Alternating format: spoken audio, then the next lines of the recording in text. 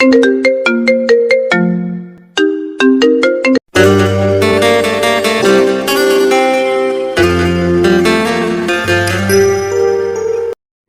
নতুন ভালোবাসার গল্প পেতে আমাদের চ্যানেলটি সাবস্ক্রাইব করে পাশে থাকা বেল আইকনে ক্লিক করুন। ধন্যবাদ। বাবা, আমি এই মেয়েকে বিয়ে করতে পারবো না। তুমি প্লিজ আমাকে আর জোর করো না। যাকে বিয়ে করব তাকে যদি ভালোই না বাসতে পারি, তাহলে সে বিয়ে করে কি লাভ বলো? আর সবচেয়ে বড় কথা হচ্ছে, তুমি নিশ্চয় চাইবে না যে তোমার এত আদরের ভাতিজি কষ্টে থাকো। আজ প্রথম নিজের বাবার বিরুদ্ধে এতগুলো কথা বলল তমাল। ওর কথাগুলো শেষ হতে না হতেই ওর বাবা কষে একটা থাপ্পড় মারলেন। তারপর রাগে গজরাতে গজরাতে বললেন, বিয়ে যখন করবিই না তাহলে ওর বিয়েটা ভেঙে কেন দিলি বল? উত্তর দে আমার কথার। তুই যদি ওকে ভালোই না বাসিস তাহলে বরকে ফোন করে কেন বলেছিস যে তোর সাথে সাফিকার রিলেশন আছে? বল। তমাল এবার ভীষণ রেগে গেছে। ওর বাবার সামনে রাগটাকে কন্ট্রোল করার চেষ্টা করছে, কিন্তু পারছে না। দাঁতে দাঁত চেপে তমাল বলল, তোমার আমার কথা বিশ্বাস কেন করছো না? আমি বরকে কোনো কল করিনি, আর না তো কিছু বলেছি। আমি সাফিকার সাথে রিলেশনের কথা আমি স্বপ্নেও ভাবতে পারি না। তোমরা সবাই জানো যে ওই মেয়েটাকে আমি দুই চোখে সহ্য করতে পারি না। তাকে ভালোবাসা বা বিয়ে করা তো দূরে থাক। এই জন্যই তো আমার সন্দেহ তোর উপর। তুই ছাড়া এই বিয়ে কেউ ভাঙতে পারে না। যবে থেকে সাফিকাকে এখানে এনেছি তবে থেকেই তুই মেয়েটাকে সহ্য করতে পারিস না। তুই ওর বিয়ে ভাঙার জন্য এমন একটা জঘন্য কাজ করবি আমি ভাবতেও পারিনি। তোকে নিজের ছেলে ভাবতেও ঘৃণা লাগছে। বাবা, তুমি তোমার ছেলেকে এই চেনো? তোমার মনে হয় আমি এই ঘৃণিত কাজটা করতে পারি? আমি শিওর ওই ছেলেটাই বিয়ে করবে না, তাই এত সব ফোন দিয়ে আসছে। এমন একটা মেয়েকে কেই বা বিয়ে করতে চাইবে? জলজ্যান্ত একটা রোবট। প্রথমে সুন্দরী দেখে হ্যাঁ বলে দিলেও পরে হয়তো ওর ব্যবহার দেখে ওর সাথে কথা বলে আফসোস হচ্ছিল যে এমন একটা মেয়ে করে কি করে বিয়ে করবে। তমাল, তুই এত বড় একটা অন্যায় করার পরও বড় বড় কথা বলে যাচ্ছিস। লজ্জা করছে না তোর? তোর জন্য সাফিকার জীবনটা আমি নষ্ট হতে দেব না। এইসব শোনার পর আর কেউ রাজি হবে ওকে বিয়ে করতে? আমি তোর মতামত শুনতে চাইনি। আমি শুধুমাত্র আমার মতামত জানাচ্ছি। বাবা, তুমি সাফিকাকে জিজ্ঞেস করে দেখো। আর আমার সাথে বিয়ে দিলেও আরো দুঃখী হবে। তুমি বুঝতে পারছো না, আমি কিছুতেই ওকে হ্যাপি রাখতে পারবো না। বাবা প্লিজ, তুমি জেনে শুনে ওই মেয়েটার সাথে আমার জীবনটাও নষ্ট করে দিও না। ওর জন্য আরো ভালো পাত্র পাওয়া যাবে। প্লিজ বাবা। ভালো পাত্র? আজকে মান সম্মান না থাকলে তুই ভালো পাত্রে দিয়ে কি করবি? এইভাবে তোর কারণে ওর বিয়ে ভেঙে গেছে শুনলে কোনো ভালো পাত্র ওকে বিয়ে করতে রাজি হবে বল? আর সব আত্মীয় স্বজনের কাছে আমার মুখ দেখানোর মতো ব্যবস্থা রেখেছিস তুই? আজ তোদের বিয়ে না হলে সবার সামনে মুখ দেখাতে পারবো ভেবেছিস একবারও? বাবা, তুমি মান সম্মানের কথা ভেবে আমাদের দুজনের জীবনই এভাবে শেষ করে দিতে পারো না। এতে কেউ সুখী হব না। তুমি বরং সাফিকাকে জিজ্ঞেস করো। আমি 100% শিওর ও নিজেও আমাকে বিয়ে করতে চাইবে না। আমি কথা দিচ্ছি, সাফিকা রাজি থাকলে আমি ওকে বিয়ে করে নিব। কথাগুলো বলেই তমাল ভাবতে লাগলো যে সাফিকা নিশ্চয়ই ওকে বিয়ে করতে রাজি হবে না। যদিও ফোনটা ও করেনি, কিন্তু যেই করে থাক, নাম তো ওরই নিয়েছে। কে হতে পারে যে ওকে এত বাজেভাবে ফাঁসিয়ে দিয়েছে? কিন্তু ও যে বলে দিল যে সাফিকা রাজি থাকলে ও ওকে বিয়ে করে নেবে। সাফিকা যদি সত্যিই রাজি হয়ে যায় ওকে বিয়ে করতে, তাহলে না, যে করে হোক এখন সাফিকাকে মানাতে পারলেই ওর বাবার এই বাজে সিদ্ধান্তটা থেকেও মুক্তি পাবে। এতক্ষণ তমাল ওর বাবা ফিরোজ সাহেবের সাথে তর্ক করছিল ওর চাচাতো বোন সাফিকাকে নিয়ে। সাফিকা গ্রামের মেয়ে, ওদের ওখানে নর্মাল একটা কলেজ থেকে অনার্সটা কমপ্লিট করেছে। ওর বাবা কৃষিকাজ করে, জমি জমা অনেক আছে। সাফিকার আর দু বোন, কোনো ভাই নেই। ওর ছোট বোন তানিয়া এবার কলেজে উঠলো। তমালের বাবা ভাতিজিকে নিজের কাছে এনেছিল বিয়ে দেওয়ার জন্য। পাত্র ব্যাংকে চাকরি করে, সবকিছু ঠিকঠাক ছিল, কিন্তু কেন জানি তমাল সাফিকাকে দেখতেই পারতো না। এই কথাটা সবাই জানতো, কিন্তু আজ সাফিকার বিয়ে ছিল। হঠাৎ বরের বাবা ফোন করে জানায় যে তমাল নাকি ওনাদের ফোন করে জানিয়েছে যে সাফিকার সাথে তমালের সম্পর্ক ছিল। শুধু তাই নয়, তমাল নাকি এটাও জানিয়েছে যে সাফিকা প্রেগন্যান্ট। শেষের কথাটা এক কান দুই কান হতে হতে সবার কাছে পৌঁছে গেছে। সবাই এসব নিয়ে আলোচনা করছে। তমালের ভাষ্যমতে এই ফোনটাও করেনি, কিন্তু ওর বাবার বিশ্বাস যে এই ফোনটা ওই করেছে। তমাল ভীষণ রেগে আছে। নিজের বাবাই যেখানে ওকে বিশ্বাস করছে না, সেখানে অন্য কেউ ওকে কি করে বিশ্বাস করবে? সাফিকার উপরও রাগে ফেটে পড়ছেন। সাফিকার মা কান্নাকাটি শুরু করে দিয়েছেন। গ্রামের সহজ সরল মানুষ, শহরে এসেছিল নিজের মেয়েকে ভালোভাবে বিয়ে দিতে, কিন্তু সেটা যে তাদের জীবনের বড় ভুল হবে তা ভাবতেই পারেনি। সবাই জানে যে এসব মিথ্যা, কিন্তু আত্মীয়দের মুখ কি করে বন্ধ করবে? সবাই সাফিকাকে ছিছি করছে। কয়দিনের জন্য চাচার বাড়ি এসেই চাচাতো ভাইয়ের সাথে এসব। সাফিকার বাবা খুব চিন্তা আছে। এক মেয়ের বিদায় নিয়ে যদি এত কিছু হয়ে যায়, তাহলে উনি ওনার ছোট মেয়ের বিয়ে দিবেন কি করে? তমালের গার্লফ্রেন্ড আছে, ওদের 4 বছরের রিলেশনশিপ। ওকে ছাড়া তমাল আর কাউকে বিয়ে করতে পারবে না। আর তাছাড়া গ্রামের সহজ সরল ন্যাকা টাইপের মেয়ে দেখলেই তমালের গা জ্বালা করে। এই কারণেই সাফিকাকে ওর পছন্দ নয়। সবসময় বাধ্য মেয়ের মতো সবার হুকুমের আশায় থাকে, যে যা বলে তা অক্ষরে অক্ষরে পালন করে। নিজস্বতা বলতে কিছুই নেই এই মেয়ের। আর তাকে নাকি ও ভালোবাসে।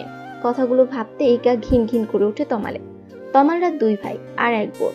ওর ভাই তুষার মাস্টার্স করছে, আর ছোট বোন তরি সানিয়ার সমান। সবে কলেজে উঠলো। তমালরা মাঝে মধ্যেই গ্রামে যেত। তবে সাফিকা এই প্রথম ওদের বাসায় এসেছিল। এর আগেও তমাল সাফিকাকে পছন্দ করতো না। কেমন যেন মরা মরা টাইপের মনে হয় সাফিকাকে ওর। হঠাৎ সাফিকার মায়ের কান্না বেড়ে গেল। সবার ছুটাছুটিও বেড়ে গেল। তমাল আর ওর বাবাও সেদিকে ছুটে গেল। সাফিকা ঘরের দরজা লাগিয়ে দিয়েছে। কারো বুঝতে বাকি রইল না যে ও কি করতে চলেছে। তমালের বাবা তমালকে শাসাতে লাগলো। যদি সাফিকার কিছু হয়ে যায়, আমি তোকে কখনো ক্ষমা করব না। আমি ভুলে যাব যে তুষার ছাড়া আমার আরেকটা ছেলে ছিল। তমাল সবার সাথে দরজায় ধাক্কা দিতে লাগলো আর বলতে লাগলো, সাবিকা, তুমি কি পাগল হয়ে গেছো? মানুষের কথায় নিজের জীবন কেন শেষ করতে চাচ্ছ তুমি? আমি বলছি দরজা খোলো। দেখো, তুমিও জানো আর আমিও জানি যে আমাদের মধ্যে কোনো সম্পর্ক নেই। তাহলে তুমি কেন নিজেকে শেষ করে দিতে চাইছো? টেস্ট করালেই তো সব প্রমাণ হয়ে যাবে। কিন্তু ভেতর থেকে কোনো সাড়া না পেয়ে সবাই আরো বেশি চিন্তা করতে লাগলো। সবাই দরজা ভাঙার প্রস্তুতি নিতে লাগলো। তমালের বাবা তখন বলতে লাগলেন, সাফিকা মামনি, তুই দরজা খোল। তমালই তোকে বিয়ে করবে। আমার বাড়ি থেকে তোর কোনো অসম্মান আমি হতে দেব না। আমি কথা দিচ্ছি, আজ থেকে তুই এ বাড়িতেই থাকবি। আমিও দেখব কে তোকে অসম্মান করে কথা বলে। আমি বেঁচে থাকতে কেউ তোকে একটা কথাও শোনাতে পারবে না। তমাল রাজি হয়েছে। ও বলেছে যে তুই রাজি থাকলেই ও তোকে বিয়ে করবে। আমাদের আর টেনশন বাড়াস না মা, দরজাটা খোল। ফিরোজ সাহেব কথাগুলো বলার সাথে সাথেই সাফিকা দরজা খুলে বের হয়ে আসলো। বউয়ের সাজে পুরো অপসরের মতো দেখতে লাগছে সাফিকাকে। এইরকম একটা মেয়ের বিয়েতেও যে এত কাহিনী হতে পারে তা কে জানতো। এতক্ষণ সবাই এটা নিয়ে কানাঘুষা করছিল যে তমালের মতো একটা ছেলে এমন একটা জঘন্য কাজ কি করে করতে পারলো, তাও আবার নিজেরই চাচাতো বোনের সাথে। আর এখন বিয়েও করতে চাইছে না। কি ছেলে রে বাবা! অথচ যখনই শুনেছে যে তমাল সাফিকাকে বিয়ে করতে রাজি হয়েছে, তখনই আবার বলতে শুরু করলো, দেখেছো আজকালের ছেলে মেয়েদের কাজকর্ম, পাপ করে আবার স্বীকারও করে। আরে ভাই, বিয়ে যখন করবি আগে জানালেই পারতি। পারিবারিক ভাবে বিয়ে দিয়ে দিত। এত নাটক করার কি দরকার ছিল? আসলে মানুষের কাজই হচ্ছে অন্যের সমালোচনা করা। কে কেমন তা না জেনেই সবাই মন্তব্য করা শুরু করে। ঘটনাটা আদৌ সত্য কিনা তা যাচাই করার প্রয়োজনও বোধ করে না। সাফিকা বের হতেই ওর মা বাবা ওর কাছে ছুটে গেল। ওর মা কান্না করতে করতে ওকে জড়িয়ে ধরে বলল, মা, তুই আমাদের কথা না ভেবেই কি করতে যাচ্ছিলি? তুই যদি এমন করিস আমাদের কি হবে বল? তুই না আমাদের সাহসী কর না? আমি জানি মানুষের কথা তুই এমন কোনো কাজ করবি না। আমি কালকে তোকে গ্রামে নিয়ে যাব, তুই যা চাস তাই হবে। সাফিকা এক ফোঁটা কান্নাও করেনি। বরপক্ষ আসবে না শোনার পর থেকে চুপ হয়ে আছে। একটু আগেই ও যখন দেখলো যে ওর জন্য ওর চাচা নিজের ছেলের সাথে তর্ক করেছেন, তখন ব্যাপারটা ওর কাছে খুব খারাপ লাগছিল। তাই দরজা বন্ধ করেছিল একটু একা থাকার জন্য। কিন্তু সবাই যে উল্টাপাল্টা ভাববে ওটা ওর মাথাতেই আসেনি। ওর মায়ের থেকে নিজেকে ছাড়িয়ে নিয়ে সাফিকা বলল, মা, তোমরা কি ভাবছিলে বলো তো? আমি কেন সুইসাইড করব? আমি তো কোনো দোষ করিনি। যে দোষ করেছি শাস্তি তো তার বড় কথা। আর তোমার কি মনে হয় এখন গ্রামে গেলেই সব ঠিক হয়ে যাবে? এই খবরটা কি গ্রামে পৌঁছায়নি? সমস্যা থেকে পালালেই তা সমাধান হয়ে যায় না, সমস্যাকে মোকাবেলা করতে হয়। এটা আমার জীবন, আমার সমস্যা, তাই সমাধানটাও আমাকেই খুঁজতে হবে। তোমরা একদম চিন্তা করো না। সাফিকার মুখে এমন কথা শুনে নিন্দুকেরা আরো কানাঘুষা শুরু করে দিল। কিন্তু সাফিকার সেদিকে কোনো ভ্রুক্ষেপ নেই। ও সোজা তমালের সামনে গিয়ে দাঁড়ালো। সাফিকার মাত্র বলা কথাগুলো শুনে তমাল যেন হাঁ হয়ে গেছে। ও কল্পনা করতে পারেনি যে সাফিকা এত সুন্দর করে গুছিয়ে কথা বলতে পারে।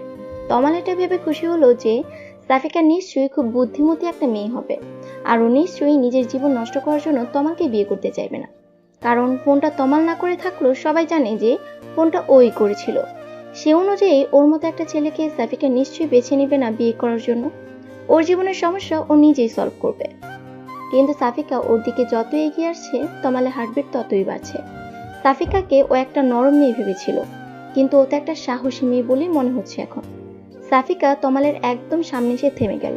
তমাল ভাবছে যে এইবার হয়তো সাফিকা ওকে একটা থাপ্পড় দিয়ে জানতে চাইবে যে ও ওর সাথে এমনটা কেন করলো। কিন্তু সাফিকা ওকে অবাক করে দিয়ে জিজ্ঞেস করলো, আপনি কি সত্যি আমাকে বিয়ে করতে রাজি হয়েছেন? সাফিকার মুখ থেকে কথাটা শুনে তমাল কি বলবে বুঝে উঠতে পারছে না। আজ প্রথম সাফিকার এমন ব্যবহার দেখে এমনিতে বিস্মিত হয়ে গেছে ও। তার উপর আবার ওকে জিজ্ঞেস করছে বিয়ে করতে রাজি হয়েছে কিনা। মেয়েটি আসলে কি চাইছে বুঝতে পারছে না তমাল। সাফিকা সবার সামনে ওকে এমন ভাবে কথাটা জিজ্ঞেস করছে যেন ও নিজেও এটা চাচ্ছিল। তমালকে চুপ থাকতে দেখে সাফিকা আবার বলল, দেখুন, আমি আপনাকে জোর করছি না। আপনি যদি সত্যি আমাকে বিয়ে করতে চান আমার কোনো আপত্তি নেই। আমি আপনাকে বিয়ে করতে রাজি আছি। আপনি আরেকটু ভেবেচিন্তে তারপর সিদ্ধান্ত নিন। শুধুমাত্র সবার জোরাজুরিতে আপনি আপনার জীবনে এত বড় কোনো সিদ্ধান্ত নিন, এটা আমি চাই না। আমি আবারও জানতে চাচ্ছি, আপনি কি সত্যি আমাকে বিয়ে করতে চান? তমাল রাগে ফুঁসতে ফুঁসতে বলল, তুমি তো রাজি হবেই। আমার তো মনে হয় যে এসব কিছুর পেছনে তোমারই হাত আছে। এক মিনিট, সত্যি তো এসব তোমার প্ল্যান নয়? না মানে আমাকে বিয়ে করার জন্য তুমি এসব করনি তো? আমার তো এখন তোমাকেই সন্দেহ হচ্ছে। আমার পুরো পরিবারকে বশ করে নিয়ে আমাকেই তাদের কাছে খারাপ বানাচ্ছ। আপনার বুদ্ধি তারিফ করতে হয় মিস্টার তমাল। আমাকে কি মনে হয় আপনার আমি কি এতটাই বোকা যে খাল কেটে কুমির আনবো? আর আপনাকে বিয়ে করার যদি আমার এতই শখ থাকতো তাহলে কি আমার নিজের বিয়ে ভেঙে এত নাটক করতাম? নিজের আর পরিবারের মান সম্মান খুঁয়ে এই কাজটা করতে হতো না। বড় আব্বুকে বললেই কাজটা হয়ে যেত। আপনার কি মনে হয় বলুন তো? বড় আব্বুকে বললে তিনি কি আমার কথা ফেলতে পারতেন? এমনও তো হতে পারে যে তুমি।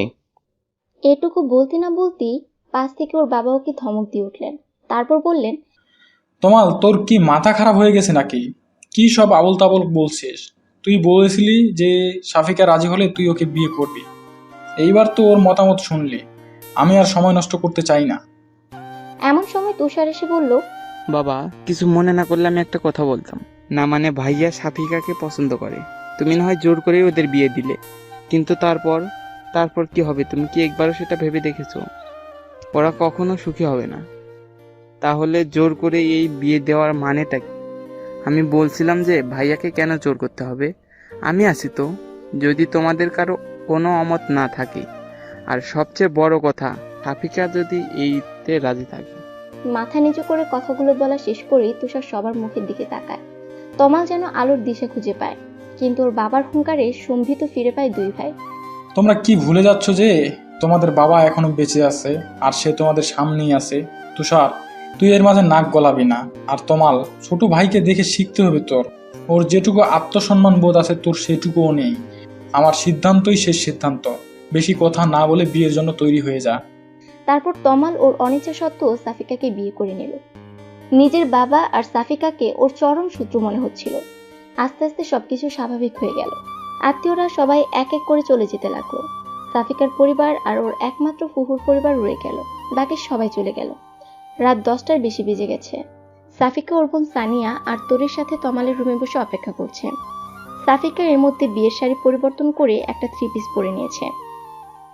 সানিয়া আর তোরি ভয় আছে যে তমাল যে আজ সাফিকাকে আরো কি কি কথা শোনাবে কে জানে। ওর যে রাগ, তোরি তো তমালকে ভীষণ ভয় পায়। ওর সামনে জোরে কথা পর্যন্ত বলে না, অথচ তুষারের সাথে কত ফ্রি। সানিয়া আর সাফিকার সাথেও তুষার অনেক ফ্রিলি কথা বলে। এই কারণে সবাই তুষার ভাইয়া বলতে পাগল। আর তমালের ধারে কাছেও কেউ যায় না ভয়, অথচ সেই তমালের জন্যই সাফিকাকে আজ অপেক্ষা করতে হচ্ছে। সাফিকা তোরি আর সানিয়াকে উদ্দেশ্য করে বলল, তোরা চলে যা তো, এখন অনেক রাত হয়ে গেছে, গিয়ে শুয়ে পড়। আমিও শুয়ে পড়ি, উনি যখন আসে আসুক। তোদেরকে এত রাত পর্যন্ত অপেক্ষা করতে কে বলেছে বল? আর আমারও ঘুম পাচ্ছে। সানিয়া ওকে উদ্দেশ্য করে বলল, এত কিছুর পরেও তোর ঘুম পাচ্ছে আপু?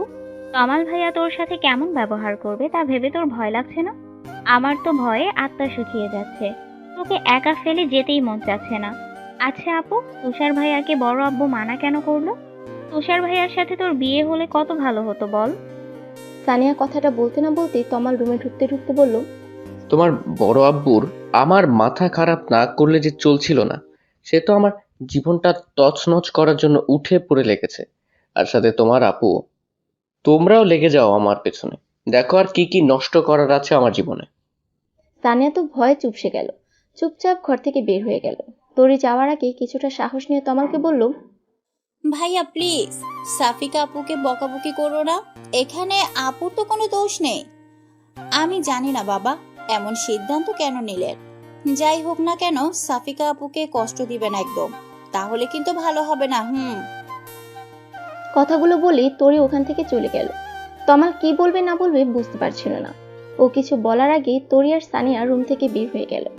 তমাল বিছানার দিকে তাকাতেই দেখতে পেল যে সাফিকা সুন্দর করে ওর বিছানাটা দখল করে শুয়ে আছে।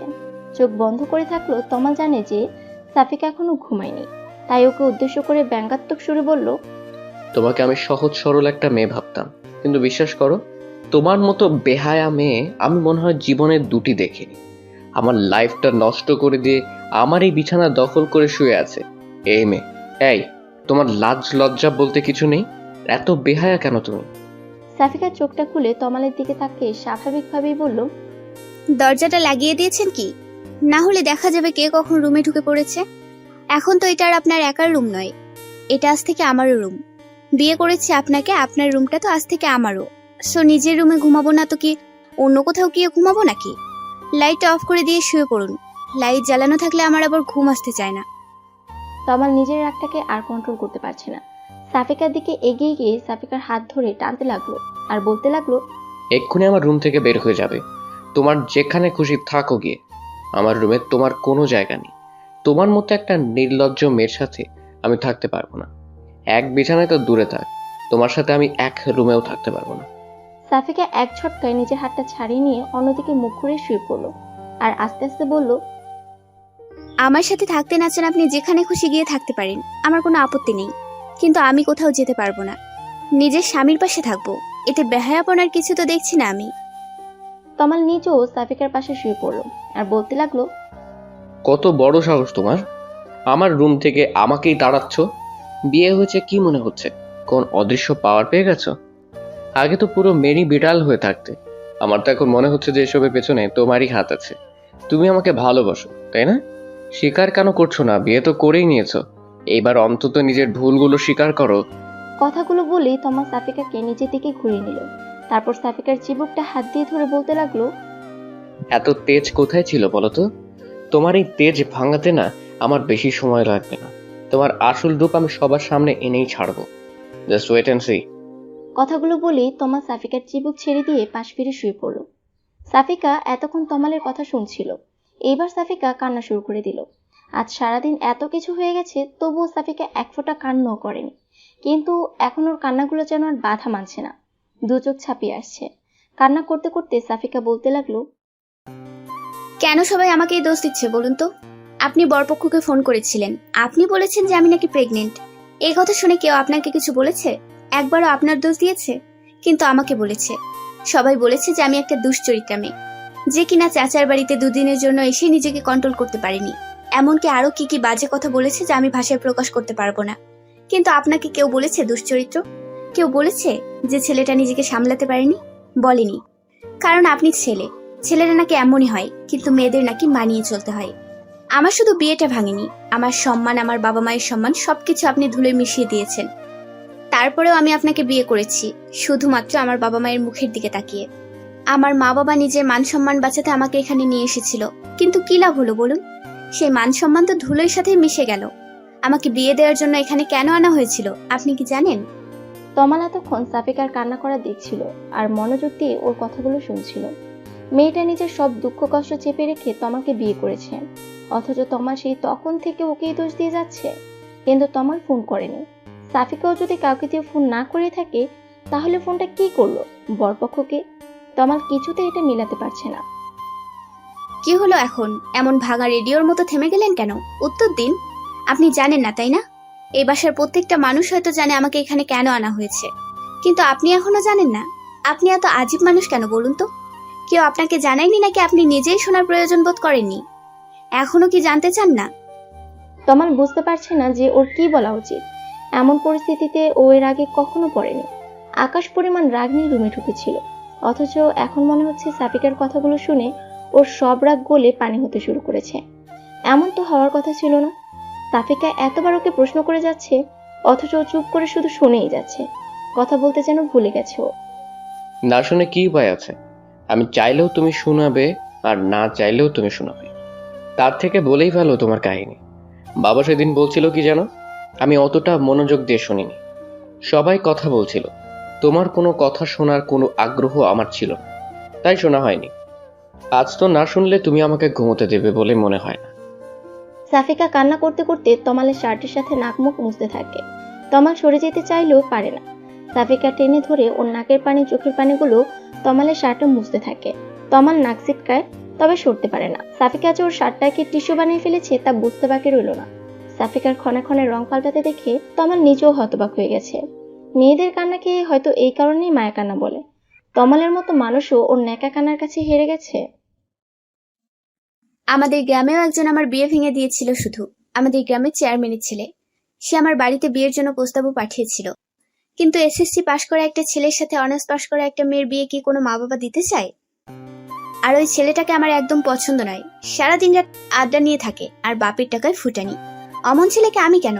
কোনো ভালো মেয়ে বিয়ে করতে চাইবে না। কিন্তু ওই যে জোরজার মূল্য তার, যে বিয়ে ভাঙা বন্ধের জন্য আমাকে এখানে আনলো, সে এখানে এসেও একই অবস্থা। তা আবার বিয়ের দিন আরেক ধাপ এগিয়ে। তমাল এতক্ষণ মনোযোগ দিয়ে ওর কথা শোনার পর বলল, তাহলে তোমার বিয়ে ভাঙার জন্য আমাকে কেন দোষারোপ করছো সবাই? এটা তো সবাই জানো যে বিয়েটা কে ভেঙেছে। আমাকে এর মধ্যে জড়ানোর কি খুব বেশি প্রয়োজন ছিল? এখানে ওরা খোঁজ পাবে কিভাবে? ওরা যাতে আমার খোঁজ না জানতে পারে সেজন্যই তো আমাকে এখানে আনা হয়েছিল। তবে কেন জানি আমার মনে হচ্ছে আপনি সত্যি বলছেন। মানে এর পেছনে নিশ্চয়ই অন্য কেউ আছে। কিন্তু কে সে? আপনি আমাকে সাহায্য করবেন খুঁজে বের করতে? আর সে যে শুধু আমার শত্রু তা কিন্তু না, সে আপনারও ঘোর শত্রু। না হলে আপনাকে এর মধ্যে জড়াতো না। আমাকে বিশ্বাস করার জন্য থ্যাঙ্কস। অন্তত একজন তো আমাকে বিশ্বাস করেছে। আমি অবশ্যই আসল কালপ্রিটকে খুঁজে বের করব। এত জঘন্য কাজ কে করতে পারে তাকে তো তার প্রাপ্য পেতেই হবে। কথাগুলো বলার পর তমাল বিছানা থেকে উঠে শার্টটা চেঞ্জ করে একপাশে জড়সড় হয়ে শুয়ে পড়ল আর ভাবতে লাগলো, যে এই কাজটা যদি ওই চেয়ারম্যানের ছেলে না করে থাকে তাহলে আর কে হতে পারে? ফিরোজ সাহেবের স্ত্রী শিলা ভীষণ রেগে আছেন। আত্মীয়ের মধ্যে বিয়ে শাদী ওনার একদম পছন্দ না। শোয়ার পর থেকে উনি স্বামীর সাথে এই নিয়ে তর্ক করে চলেছেন। তোমাকে আমি আগেই বলেছিলাম যে এই মেয়েকে এখানে আনার কোনো প্রয়োজন নেই। গ্রামে এত ঝামেলা হচ্ছে, এখানে যে ঝামেলা হবে না তা কে জানে। তুমি তো আমার কোনো কথা শুনবে না। মানবতার ভান্ডার খুলে বসে আছেন, শেষে কিনা ওই মেয়েকে আমার ছেলের কাঁধেই ঝুলিয়ে দিলে। কে জানে এই মেয়ে কেমন হবে, পুরো সংসারটা ধ্বংস করে দেয় না। ফিরোজ সাহেবের কথা বলার আর মন মানসিকতা নেই। তিনি নিজেও বুঝতে পারেনি এত কিছু হয়ে যাবে। সবার মুখ বন্ধ করার জন্য হলেও এই বিয়েটা দেওয়া উচিত ছিল। বড় মুখ করে ভাইয়ের মেয়েকে এখানে এনেছিল বিয়ে দেওয়ার জন্য। এখান থেকেও যদি খালি হাতে ফিরতো তাহলে মেয়েটার কি হতো? দেখো শিলা, যা হওয়ার হয়ে গেছে। সাফিকা এখন আর শুধু আমার ভাতিজি নয়, ও আমাদের বড় ছেলের বউ। আশা করি কথাটা মাথায় থাকবে। ভাগ্যের লিখন খণ্ডানোর ক্ষমতা আমাদের কারোরই নেই। কথাগুলো বলেই পাশ ফিরে শুয়ে পড়ল ফিরোজ সাহেব। শিলা আবার বলতে লাগলো, আমার ছেলেকে জোর করে বিয়ে দিয়েই ভাবছো যে সে আমার ছেলের ভালোবাসা পেয়ে গেল? আমার ছেলে ওই মেয়েকে কখনো মেনে নেবে না, আর আমিও না। আত্মীয়দের সামনে তুমি সবার মান রাখতে চেয়েছিলে, তা রাখা শেষ। এবার আমার যা করার তাই করব। কালকে ওই মেয়েকে আমি ওর বাবা মায়ের সাথে গ্রামে পাঠানোর ব্যবস্থা করছি। তুমি এর মাঝে একদম নাক গলাবে না। আমি ওই মেয়েকে কিছুতেই নিজের বৌমা হিসেবে মানি না। আর আমার ছেলের উপরেও আমার পুরো বিশ্বাস আছে, ও নিজেও এই মেয়েকে নিয়ে সংসার করতে পারবে না।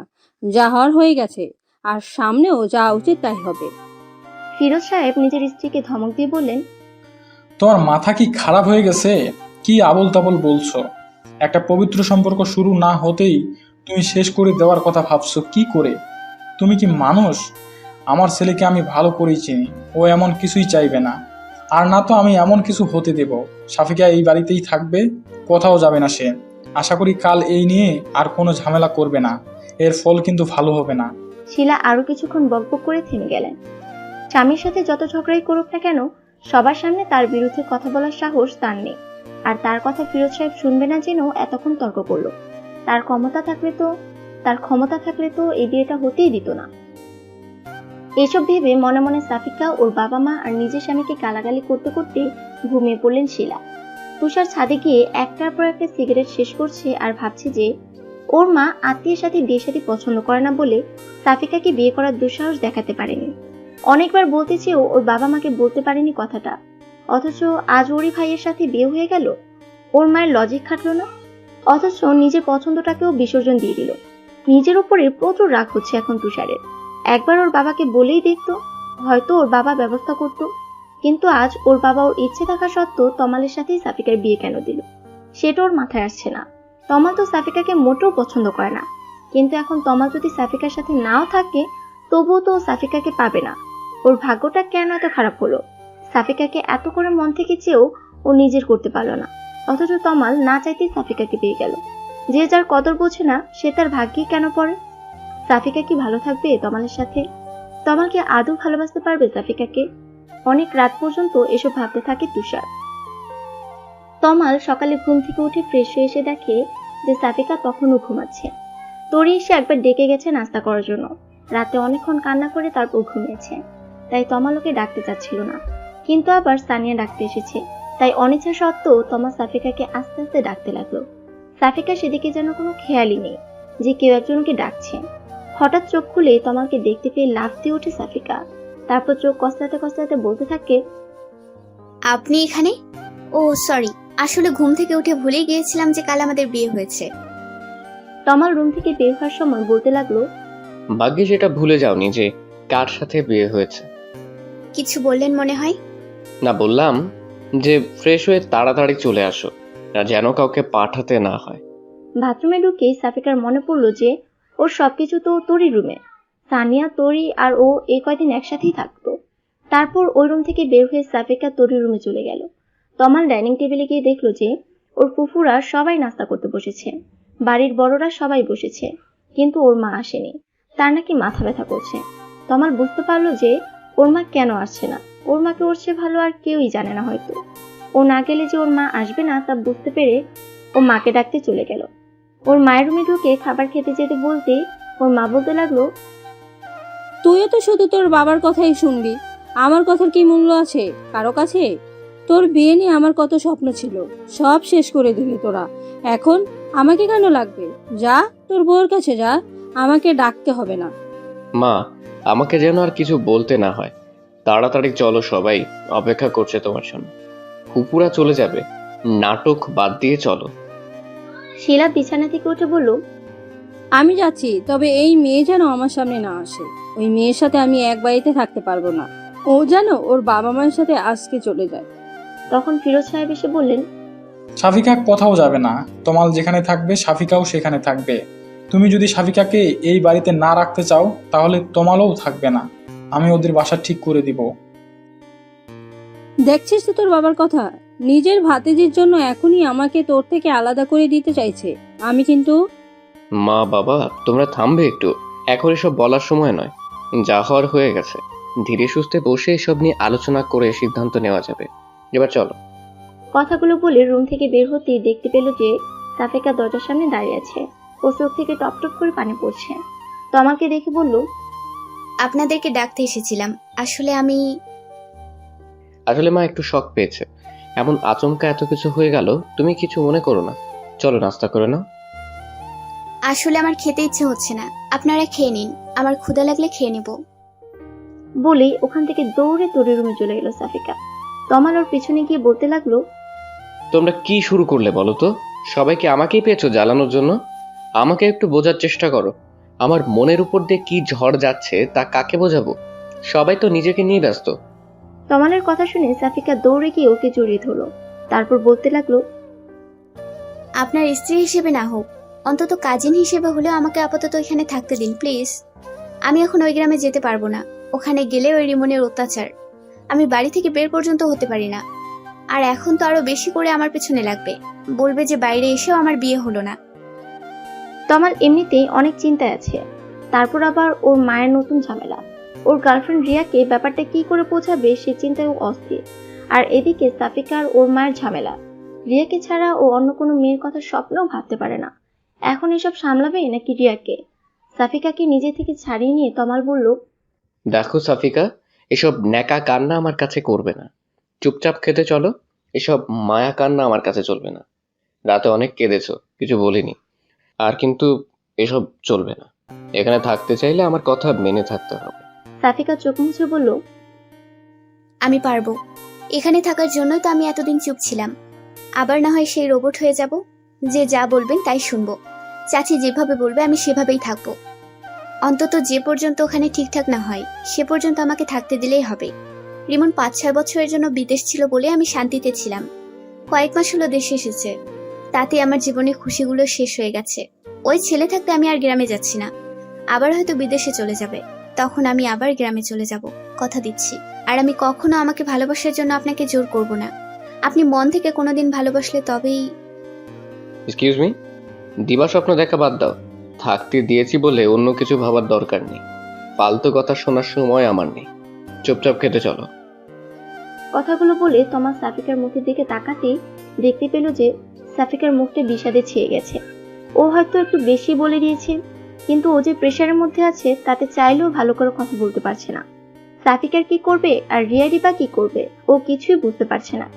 একদিকে নিজের ভালোবাসা আর অন্যদিকে নিজের দায়িত্ব, যার এখন কোন একজনের সাপোর্ট দরকার। আর সেই একজন ওকেই হতে হবে, না হলে মেয়েটা ভেঙে টুকরো হয়ে যাবে। কোন দিকে যাবে তমাল? সাফিকার বাবা মা চলে যাবে জন্য ওর মনটা খুব খারাপ। ও সবার সাথে বসে গল্প করছে, একটু পরে চলে যাবে ওনারা। তরি দেখলো যে তমাল ওর রুমেই আছে। ও রুমে ঢুকতে ঢুকতে তমালকে উদ্দেশ্য করে বলল, ভাইয়া আসবো? তোমার সাথে তো কথাই বলা যায় না, ভয় লাগে। কিন্তু আজকে তোমাকে কিছু কথা বলতে চাই। দেখো, আমি কিন্তু সেই ছোট্ট তরি নেই, বড় হয়ে গেছি। আমি এখন কলেজে পড়ি, তাই আমার কথাগুলো তোমাকে শুনতেই হবে। নিজের ছোট বোনের মুখে এমন কথা শুনে তমাল হেসে দেয়। তারপর বলতে থাকে, তা আমার ছোট্ট বোনটা আমাকে ভয় পেতে শুরু করলো কবে থেকে? তাই তো বুঝতে পারছি না। সে আবার কলেজে উঠে বড় হয়ে গেছে। তা আমার বুড়ি দাদিটা আমাকে কি উপদেশ দিতে এসেছে শুনি? তরি নিজের ভাইয়ের পাশে বসে বলল, দেখো ভাইয়া, তোমাকে আগেও বলেছি যে আমাকে বুড়ি দাদি বলবে না।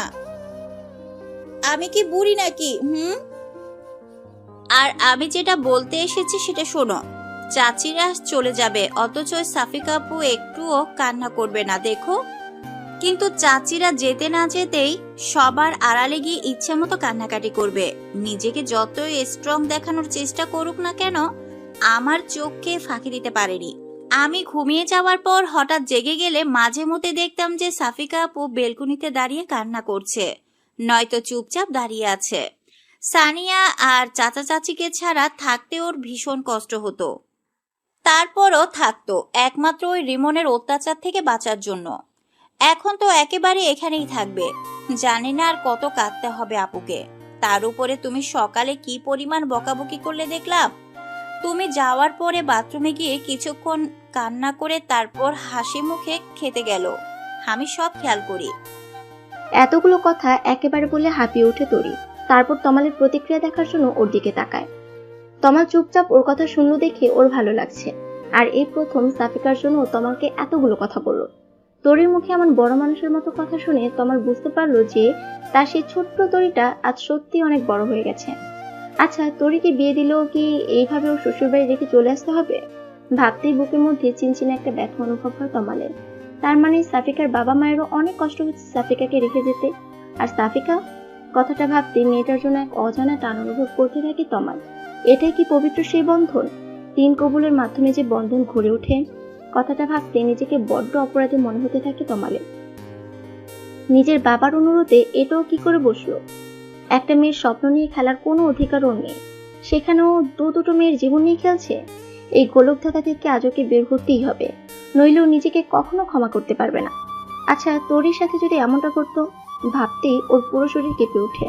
তরি নিজের ভাইয়ের কোনো উত্তর না পেয়ে রুম থেকে চলে যেতে যেতে বলল, আমার আগেই বোঝা উচিত ছিল যে তোমাকে কোনো কথা বলা আর পাহাড়ের সামনে দাঁড়িয়ে কথা বলা একই ব্যাপার। কোনো উত্তর পাওয়া যাবে না। আমাকে কেন ধমক দাওনি, এটাই তো অনেক। পরের কথাগুলো আস্তে আস্তে বলল যেন তমাল শুনতে না পায়। তরি চলে যাওয়ার পরেও তরির বলা কথাগুলো তমালের কানে রেকর্ডের মতো বাজতে লাগলো। আর সাফিকার মনের অবস্থাটা বোঝার চেষ্টা করলো। সাফিকার বাবা মা আর সানিয়া আজকে ট্রেনে গ্রামে চলে যাবে। কলিজা টুকরা মেয়েটাকে এভাবে ফেলে রেখে যেতে তাদের কারোরই মন টানছে না, কিন্তু এটাই তো নিয়ম। বিয়ের পর স্বামীর ঘরটাই তো মেয়েদের আসল জায়গা। আর তাছাড়া এখানে সবাই সাফিকার আপন। তারপরও সানিয়া আর ওর মা অনেক কান্না করছে, কিন্তু সাফিকা পাথরের মতো শক্ত হয়ে আছে। ওর বাবা মায়ের সামনে ও নিজেই যদি কান্নাকাটি শুরু করে দেয় তাহলে ওনারা ভালো থাকতে পারবে না। সাফিকার কান্নায় পরিপূর্ণ মুখটাই ওনাদের চোখে ভাসবে। তাই সাফিকার কান্নাগুলো মিথ্যা হাসির আড়ালে লুকিয়ে রেখেছে। কান্না পেলে সেই কান্নাটাকে আটকে রাখাটা যে কি পরিমাণ কষ্টের তা সাফিকা ভালোভাবে বুঝতে পারছে। সাফিকার বাবা তমালের হাতের উপরে সাফিকার হাত দিয়ে বললেন, মেয়েকে বিয়ের সময় জামাইয়ের হাতে তুলে দিতে হয়, কিন্তু আমি আজ দিচ্ছি। শুধু মেয়ে জামাই নয়, আমার নিজের ছেলে হিসেবে আমি আমার কলিজার টুকরোটাকে রেখে যাচ্ছি। ও এর আগে বাইরে কখনো থাকেনি, বাইরের জীবন সম্পর্কে ওর ধারণা নেই বাবা।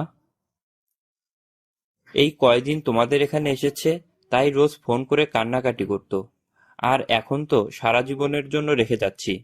মেয়েকে বিদায় দেওয়ার সময় যে একটা বাবার কি পরিমাণ কষ্ট হয় তা তুই যখন নিজে বাবা হবি তখন বুঝতে পারবি। নিজের বাবাকে থামিয়ে দিয়ে সাফিকা বলল, বাবা, তুমি এসব কি বলছো? আমি কোথায় কান্নাকাটি করেছি? তোমরাই তো সবাই কান্নাকাটি করে জোয়ার বইয়ে দিয়েছো। আর শোনো, আমি এখন সেই ছোট্ট সাফিকা নেই যে কোথাও গেলে বাবা বাবা বলে কান্নাকাটি শুরু করব।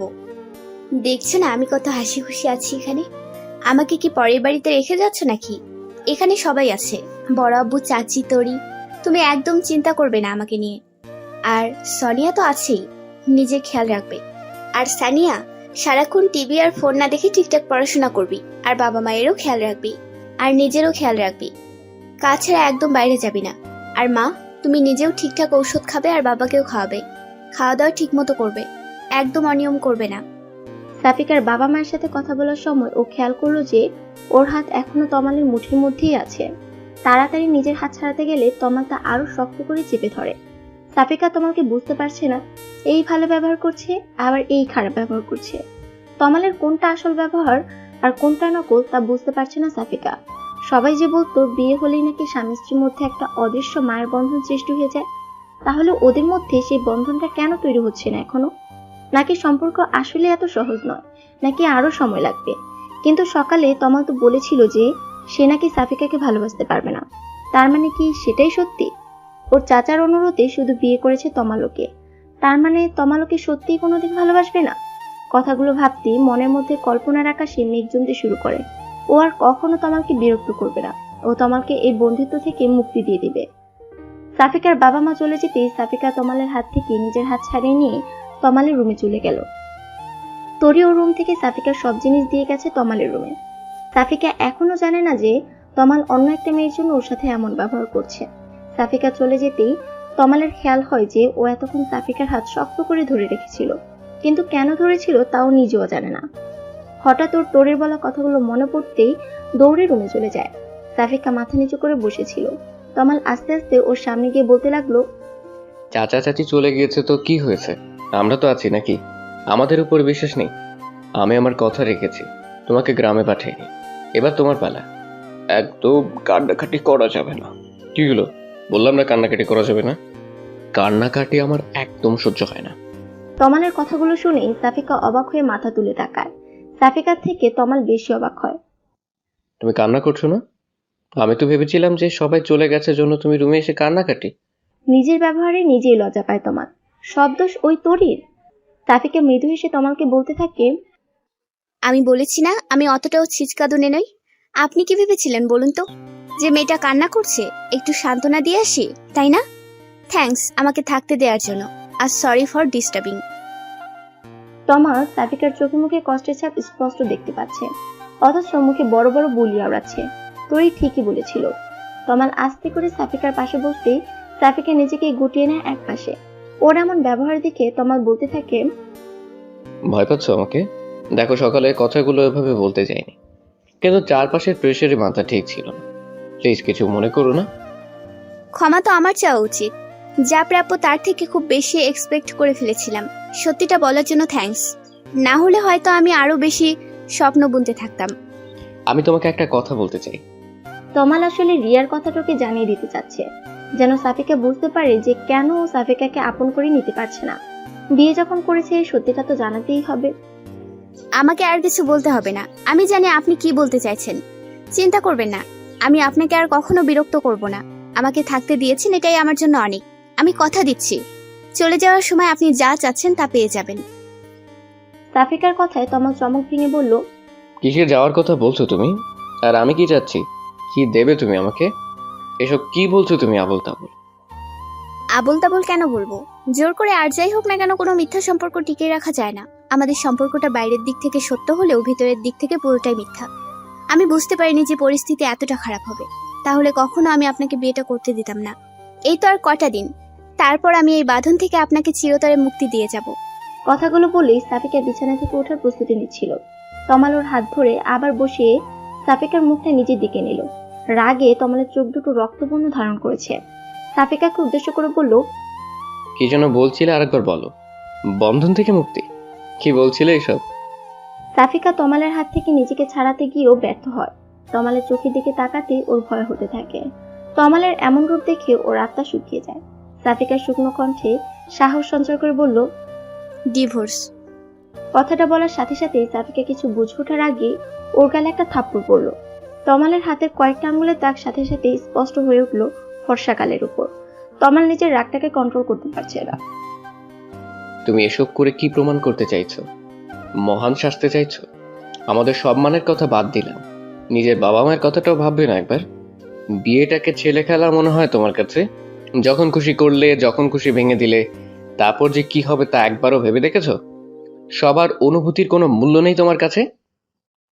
তমালের কথা শুনে সাফিকা এতক্ষণে চোখের জলগুলোকে মুক্ত করে দিল। তারপর কান্না করতে করতে বলল, বাহ, আপনি সবার দিকটা দেখছেন, অথচ আমার দিকটা একবারও ভেবে দেখেছেন? সবাইকে খুশি রাখবো, আর দিন শেষে আমার কি হবে? আমার খুশিগুলো, নিজের খুশি বিসর্জন দিয়ে অন্যকে খুশি রাখার মানে জানেন? সবাইকে ধোঁকা দেয়া। যেদিন তারা সত্যিটা জানতে পারবে সেদিন তারা কি নিজেকে ক্ষমা করতে পারবে? অভিনয় আপনি করতে পারলেও আমি পারবো না। আমি চাই না আমার জন্য কারো লাইফ নষ্ট হোক। আর এতে শুধু আমার নয়, আপনারই বেশি ভালো। আপনি আপনার ইচ্ছে মতো মুক্ত জীবনযাপন করতে পারবেন। তুমি আবারও সেই কথা বলছো। আমি তোমার সাথে আমার সম্পর্কটাকে হ্যান্ডেল করতে চাইছি, আর তুমি সব বিগড়ে দিতে চাইছো। আমার কথাটা তো আগে শুনবে নাকি? নিজের খুশি দিয়ে সব সময় সবকিছু বিচার করা যায় না। মাঝে মধ্যে নিজের খুশিটাকে বিসর্জন দিতে হয়, এটাই তো জীবন। কিন্তু আমি চাই না আমার জন্য আপনার লাইফ। এটুকু বলতেই তমাল সাফিকাকে থামিয়ে দিয়ে বলল, নেক্সট টাইম এ ধরনের কথা যেন না শুনি। আমাকে একটু বোঝার চেষ্টা করো, তাহলে নেক্সট টাইম আর এমনটা হবে না। Sorry for that. আমাকে আর কখনো রাগাবে না, আমি নিজেকে কন্ট্রোল করতে পারি না। কথাগুলো বলেই বিষণ্ণ মনে রুম থেকে বের হয়ে যায় তমাল। সাফিকাকে মারাটা ঠিক হয়নি, কিন্তু রাগ কন্ট্রোল করতে পারছিল না তমাল। সবাই কত আশা করে আছে যে তমাল সাফিকার খেয়াল রাখবে, আর ওই মেয়েটা দুলান বেশি বুঝে, যার কারণে এমনটা হয়ে গেল। তমালের নিজের উপরই প্রচুর রাগ হচ্ছে। তমাল চলে যেতেই গালে হাত দিয়ে বসে থাকে সাফিকা। তমাল ওর সাথে কেন এমন করছে? না তো ওকে সহজে গ্রহণ করছে, আর না তো বর্জন করতে চাইছে। তমাল আসলে কি চায় বুঝতে পারে না সাফিকা। একজন মানুষের এত দ্রুত মুসলিম হয় কিভাবে, তা সাফিকার মাথায় আসে না। ঘুমাতে যাওয়ার আগে তমাল ভাবলো যে রিয়ার সাথে একবার কথা বলা উচিত। কাল রাত থেকে একবারও কথা বলেনি। মেয়েটা এতবার ফোন করেছে, কিন্তু ফোন ধরে তমাল কি বলবে তাই বুঝতে পারছে না। তারপরও কিছুটা দ্বিধা নিয়ে রিয়াকে কল করলো। রিয়া কল রিসিভ করে যা বললো তা শোনার জন্য তমাল মোটেও প্রস্তুত ছিল না। বাহ তমাল, বিয়ে করে বউ নিয়ে খুব মজা করছো তাই না? আমাকে একবার জানানোর প্রয়োজন মনে করলে না? অবশ্য আমাকে জানালে তো আর তোমার মনের আশা কখনো পূর্ণ হতো না। রিয়া, তুমি এসব কি বলছো? আমি বিয়ে করেছি এ কথা তুমি কি করে জানলে? কেন আমাকে জানাতে চেয়েছিলে না নাকি? দুজনের জীবন নষ্ট করার ধান্দায় ছিলে মনে হয়, বাট তোমার সে আশাটা আর কোনোদিন পূর্ণ হবে না। আমি সবটা জেনে গেছি। তুমি এতটা নীচ প্রকৃতির ছেলে তা আমার জানা ছিল না। আর তোমার চাচাতো বোনটাও তোমার মতে ফার্স্ট, যেমন যেমন তেমন তেমন। তোমাদের জুটিটা বাংলাদেশের বেস্ট জুটি হওয়া দরকার ছিল। দুশ্চরিত্র ছেলের জন্য একটা দুশ্চরিত্র মেয়ে পারফেক্ট। তমাল এবার প্রচুর রেগে যায়। রিয়াকে একটা ধমক দিয়ে বলে, দেখো রিয়া, আমি তোমাকে ঠকাতে চাইনি। আমার কথাটা বোঝার চেষ্টা করো। তুমি সাফিকার চরিত্র নিয়ে কেন কথা বলেছ? তুমি এসব জানলে কি করে? রাশেদ বলেছে। কাল তো ও নিজের চোখে সব দেখেছে আর নিজের কানে সব শুনেছে। তোমাদের দুইজনেরই কাহিনী। ওরকম মেয়েদের জন্য পুরো নারী জাতির বদনাম হয়ে যায়। অবশ্য মেয়েটাই বা কি করবে তোমাকে দেখে। আর একবার সাফিকার চরিত্র নিয়ে কথা বললে আমি ভুলে যাব যে আমি তোমাকে ভালোবাসি। আমার ভাবতেও অবাক লাগছে যে তুমিও আমাকে ভুল বুঝলে। আমি ভেবেছিলাম যে আর কেউ বিশ্বাস করুক বা না করুক, অন্তত তুমি আমাকে বিশ্বাস করবে। তুমি তো জানো আমি কেমন ছেলে, কিন্তু তুমিও অন্য সবার মতোই। কেন?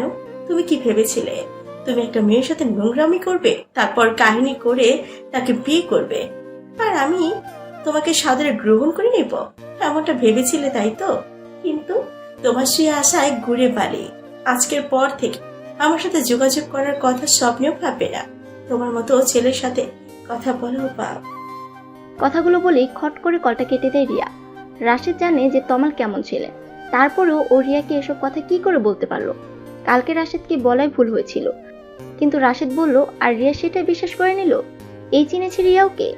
ও ভেবেছিল যাকে এত ভালোবাসে সে অন্তত ওকে বুঝবে, কিন্তু রিয়া ওকে ভুল বুঝলো। এতদিনেও কাকে ভালোবেসেছে? ওর ভালোবাসা কি মিথ্যা ছিল? অন্তত আসল ঘটনাটা কি সেটা শুনে তারপর জাজ করতো তমালকে। কিন্তু রাশেদের মুখে শোনা কথাটাকে বেশি গুরুত্ব দিল। রাগটাকে কন্ট্রোল করতে না পেরে হাতের ফোনটাই ছুঁড়ে ফেলে দিল। তা ছাদের উপরে পড়তে ভেঙে ব্যাটারি আর কভারগুলো ছড়িয়ে ছিটিয়ে পড়লো চারদিকে। তারপর ভাঙা ফোনটাকে ওখানেই ফেলে রেগে ছাদ থেকে নিজের রুমের দিকে পা বাড়ালো। রাত হলে সব কথা যেন বেশি করে মনে পড়তে থাকে। এখন যেমন সাফিকার ওর বাড়ির কথা মনে পড়ছে খুব, সানিয়ার সাথে করা খুনসুটি, ওর মা বাবার সাথে মজা করা, গ্রামের মুক্ত পরিবেশে ঘুরে বেড়ানো, সব স্মৃতিরা যেন ভিড় করেছে।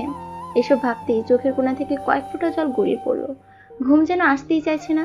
তারপর একা রুমে আরো খারাপ লাগছে। তোরের ওখানে গিয়েছিল, তাড়িয়ে দিল, বলল এখন থেকে রাতে ও রুমে নট এলাও। অথচ তমালও অনেকক্ষণ হলো কোথাও যেন বেরিয়ে গেল। মনে হলো খুব জরুরি কাজ আছে। তমাল রুমে এসে দেখলো যে সাফিকা ঘুমিয়ে পড়েছে। রিয়ার সাথে কথা বলে ভীষণ রেগে আছে তমাল। রুমে এসে সাফিকাকে দেখে ওর রাগটা দ্বিগুণ হয়ে গেল। যে মেয়েটার জন্য ওর জীবনে এত সমস্যা, সে আরামে ওর বিছানায় ঘুমোচ্ছে, এটা যেন সহ্য হচ্ছে না। তমাল রুমে এসেছে বুঝতে পেরে সাফিকা চোখ খুলে বলল, কোথায় ছিলেন এতক্ষণ? কথাটা বলতে না বলতে তমাল যেন তেলে বেগুনে জ্বলে উঠলো। কেন? তোমাকে সেই কৈফিয়ত দিতে হবে নাকি? আমার জীবনটা তছনছ করে দিয়ে নিশ্চিন্তে ঘুমোচ্ছ, আবার আমার কাছেই কৈফিয়ত চাইছো? তোমাকে মানা করেছি না আমার পার্সোনাল লাইফে একদম ইন্টারফেয়ার করবে না? একটা কথা একবার বললে কানে যায় না? তোমার মুখটা দেখলে আমার রাগে গা জ্বালা করে। নিজের ওই মুখটা আমার থেকে লুকিয়ে রাখার চেষ্টা করবে। আমি যতক্ষণ রুমে থাকি ততক্ষণ আমার আশপাশে থাকবে না বেশি। তোমাকে দেখলে আমার সবকিছু এলোমেলো হয়ে যায়। কথাগুলো বলি তমাল বেলকনিতে চলে গেল। সাফিকা বোবার মতো ওর দিকে তাকিয়ে আছে। অত শুধু জানতে চেয়েছিল যে এতক্ষণ কোথায় ছিল। এটা জানতে চাওয়াটা কি খুব বড় অপরাধ? সাফিকার নিজেরও প্রচুর রাগ। এখানে আসার পর থেকে সবসময় রাগের আগুনটাকে ছাই চাপা দিয়ে রেখেছিল, কিন্তু এখন আর যেন তা চাপা থাকতে চাইছে না। তারপরও সাফিকা অনেক কষ্টে নিজেকে কন্ট্রোল করার চেষ্টা করে চোখ বন্ধ করে শুয়ে পড়ল। একটু পরেই তমাল এসে ওর পাশে শুয়ে পড়ল। সাফিকা আর একটা কথাও বলছে না। তমাল সাফিকাকে বকা দেওয়ার পর নিজেই আবার অনুতপ্ত হয়। রিয়ার রাগগুলো সব সাফিকার উপরে চাপিয়ে দিয়ে যেন ওর রাগটা অনেকটা কমে গেছে। তাই সাফিকার সাথে কিছুটা স্বাভাবিক হওয়ার জন্য বলল, তোমাকে আমি আবারও বলছি, আমার রাগ হয় এমন কোনো কাজ করবে না। আমি নিজের রাগটাকে কন্ট্রোল করতে পারি না, তারপরও। এটুকু বলেই থেমে যায় তমাল, কারণ এখন সাফিকা এমন কিছুই করেনি যার কারণে সাফিকাকে এত কথা শোনালো। তমালের এই স্বাভাবিক আচরণে সাফিকার রাগটা কমার বদলে আরো বেড়ে গেল। ও তমালের দিকে ঘুরে বলতে লাগলো, আমাকে আপনার কি মনে হয় বলুন তো? একটা পুতুল? আমাকে করুণা করে বিয়ে করেছেন, থাকতে দিচ্ছেন, তাই বলে কি আমি আপনার কেনা গোলাম হয়ে গেছি? যখন ইচ্ছে হবে ভালো ব্যবহার করবেন, যখন ইচ্ছে হবে খারাপ ব্যবহার করবেন। আমি কি মানুষ না নাকি? দুঃখ কষ্ট আমারও আছে। আপনি বারবার আপনার জীবন তছনছ করার কথা বলছেন। আচ্ছা, আমি আপনার কি তছনছ করেছি বলতে পারবেন? আমি আপনার পরিবার থেকে আপনাকে আলাদা করে দিয়েছি, নাকি আপনার... এটুকু বলতে তমাল নিজের রাগকে কন্ট্রোল করে বলল, তুমি এখনো বুঝতে পারছো না তুমি কি তছনছ করেছো, নাকি না বোঝার নাটক করছো? আমি রিয়াকে ভালোবাসতাম, শুনেছো এবার? আমি শুধু রিয়াকেই বিয়ে করতে চেয়েছিলাম, কিন্তু শুধুমাত্র তোমার জন্য রিয়াও আমাকে ভুল বুঝলো। অন্য সবাই আমাকে ভুল বুঝেছে। এতে আমি যতটা না কষ্ট পেয়েছি তার চেয়ে 1000 গুণ বেশি কষ্ট পেয়েছি আমি রিয়ার ব্যবহারে। ও আমাকে ভুল বুঝেছে। বুঝতে পারছো তুমি ব্যাপারটা? সাফিকা তমালের মুখে রিয়ার নাম শুনে যেন আকাশ থেকে পড়লো। ওর বুকের ভিতরটা যেন দুমড়ে মুচড়ে যাচ্ছে। তমাল ওকে পছন্দ করে না সেটাও মেনে নিয়েছিল, কিন্তু অন্য একটা মেয়ের জন্য ও সাফিকাকে এতগুলো কথা শোনাচ্ছে, এটাও কিছুতেই মেনে নিতে পারছে না। ওর মন চাইছে এক্ষুনি ছুটে গ্রামে চলে যেতে, যা হওয়ার হবে। ওখানে রিমন তো বাইরে গেলে শুধু বিরক্ত করে, কিন্তু এখানে ঘরের মধ্যে ও যে মানসিক চাপের শিকার হচ্ছে, না পারছে কাউকে বলতে আর না পারছে সবার সহ্য করতে।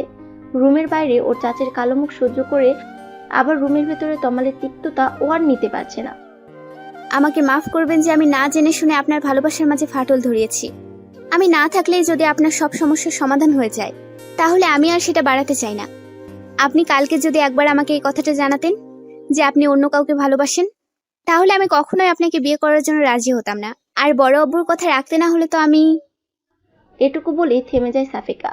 ওর দুচোখ ভর্তি তমালের জন্য ঘৃণা জমে ওঠে। একটা মানুষকে এতটা বহুরূপী কেন হতে হবে?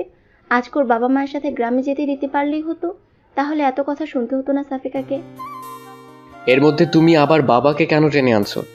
সাফিকা এখন কি করে বলবে যে তমালের বাবাই সাফিকাকেও জোর করেছিল তমালকে বিয়ে করার জন্য?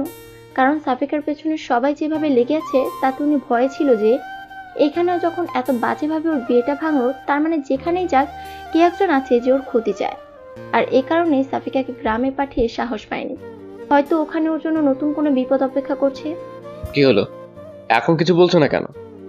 হ্যাঁ, বড় আব্বুর কথাতেই আমি আপনাকে বিয়ে করেছি, কারণ তিনি আমাকে কোনো বিপদের মুখে ঠেলে দিতে চাচ্ছিলেন না। বাহ, আমার বাবাকে তো ভালোই হাত করে নিয়েছো।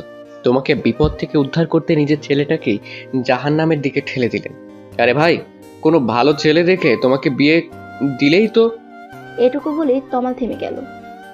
পরেরটুকু কেন বললেন না? কে বিয়ে করতো আমাকে? আর সে বিয়েটা ভাঙতো আরো সহজ হতো, কারণ এখন তো আমি একটা কলঙ্কিতা মেয়ে। আর যার এত বড় একটা কলঙ্ক আছে, তাকে কে বিয়ে করবে? আপনি সুখী আছেন আমাকে বিয়ে করে? আপনি তো জানেন আমি কেমন মেয়ে।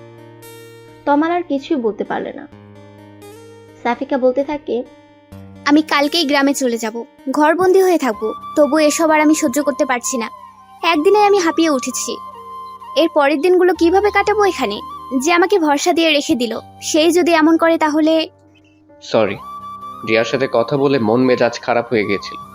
কারোর সাথে রাগলে সেই রাগটা এখন থেকে আমার উপরেই ঝাড়বেন বলে ঠিক করে ফেলেছেন মনে হচ্ছে। সরি বললাম তো। সরি দিয়ে সবকিছু সমাধান হয় না মিস্টার তমাল। আর আপনি ভালোবাসার কথা বলছেন? যে ভালোবাসা একে অপরের প্রতি বিশ্বাসটাই নেই, তাকে আপনি ভালোবাসা বলছেন? যাকে ভালোবাসেন সেই যদি আপনাকে বিশ্বাস না করে, তাহলে সেই ভালোবাসার কি মূল্য থাকতে পারে? তোমার ভালোবাসার মানুষটি তোমাকে ধোকা দিলে তুমি কি করতে? তুমি কি তাকে ভুল বুঝতে না? এমনি এমনি মাফ করে দিতে তাকে? আপনি কি সত্যিই কোনো ভুল করেছেন? আপনি তাকে সত্যটা বলার পরেও যদি আপনাকে বিশ্বাস না হয়, তাহলে একবার অন্তত সত্যটা যাচাই করা উচিত ছিল। আপনি কেমন ছেলে তা ওই মেয়েটার ভালো করেই জানার কথা। এত বড় একটা জঘন্য কাজ আপনি করতে পারেন, তা সে এত তাড়াতাড়ি কি করে বিশ্বাস করে নিল? তমাল আর কিছু না বলে একদম চুপ হয়ে গেল। সাফিকাও চুপ হয়ে যাওয়ায় রুমে পিনপতন নীরবতা বিরাজ করতে লাগলো। সকালে ঘুম থেকে উঠে সাফিকা ওর চাচির সাথে নাস্তা বানাচ্ছে। ওর চাচি ওর সাথে একটা কথাও বলছে না। সাফিকা ব্যাপারটা হজম করার চেষ্টা করছে। তরি নাস্তা করে কলেজে চলে গেছে। তমাল আর ওর বাবাও অফিসে চলে গেছে। সাফিকার চাচি নিজের রুমেই আছেন। সাফিকা সেখানে গিয়ে সাহস পাচ্ছে না। নিজের রুমে একা একা দম বন্ধ হয়ে আসছে সাফিকার। বিয়ের আগে সারাদিন ওর চাচির আশেপাশেই থাকতো, সময় কেটে যেত, কিন্তু এই বিয়েটা যেন ওর জীবনে অমানিসা হয়ে ঘিরে ধরেছে। দুপুরেও চুপচাপ তমালের মায়ের সাথে সাফিকা রান্না বান্না করলো। তারপর নামাজ কালাম পড়ে তরির সাথে দুপুরের খাবার খেলো। তরি দুপুরের দিকে কলেজ থেকে ফেরায় সাফিকা যেন দেহে প্রাণ ফিরে পেল।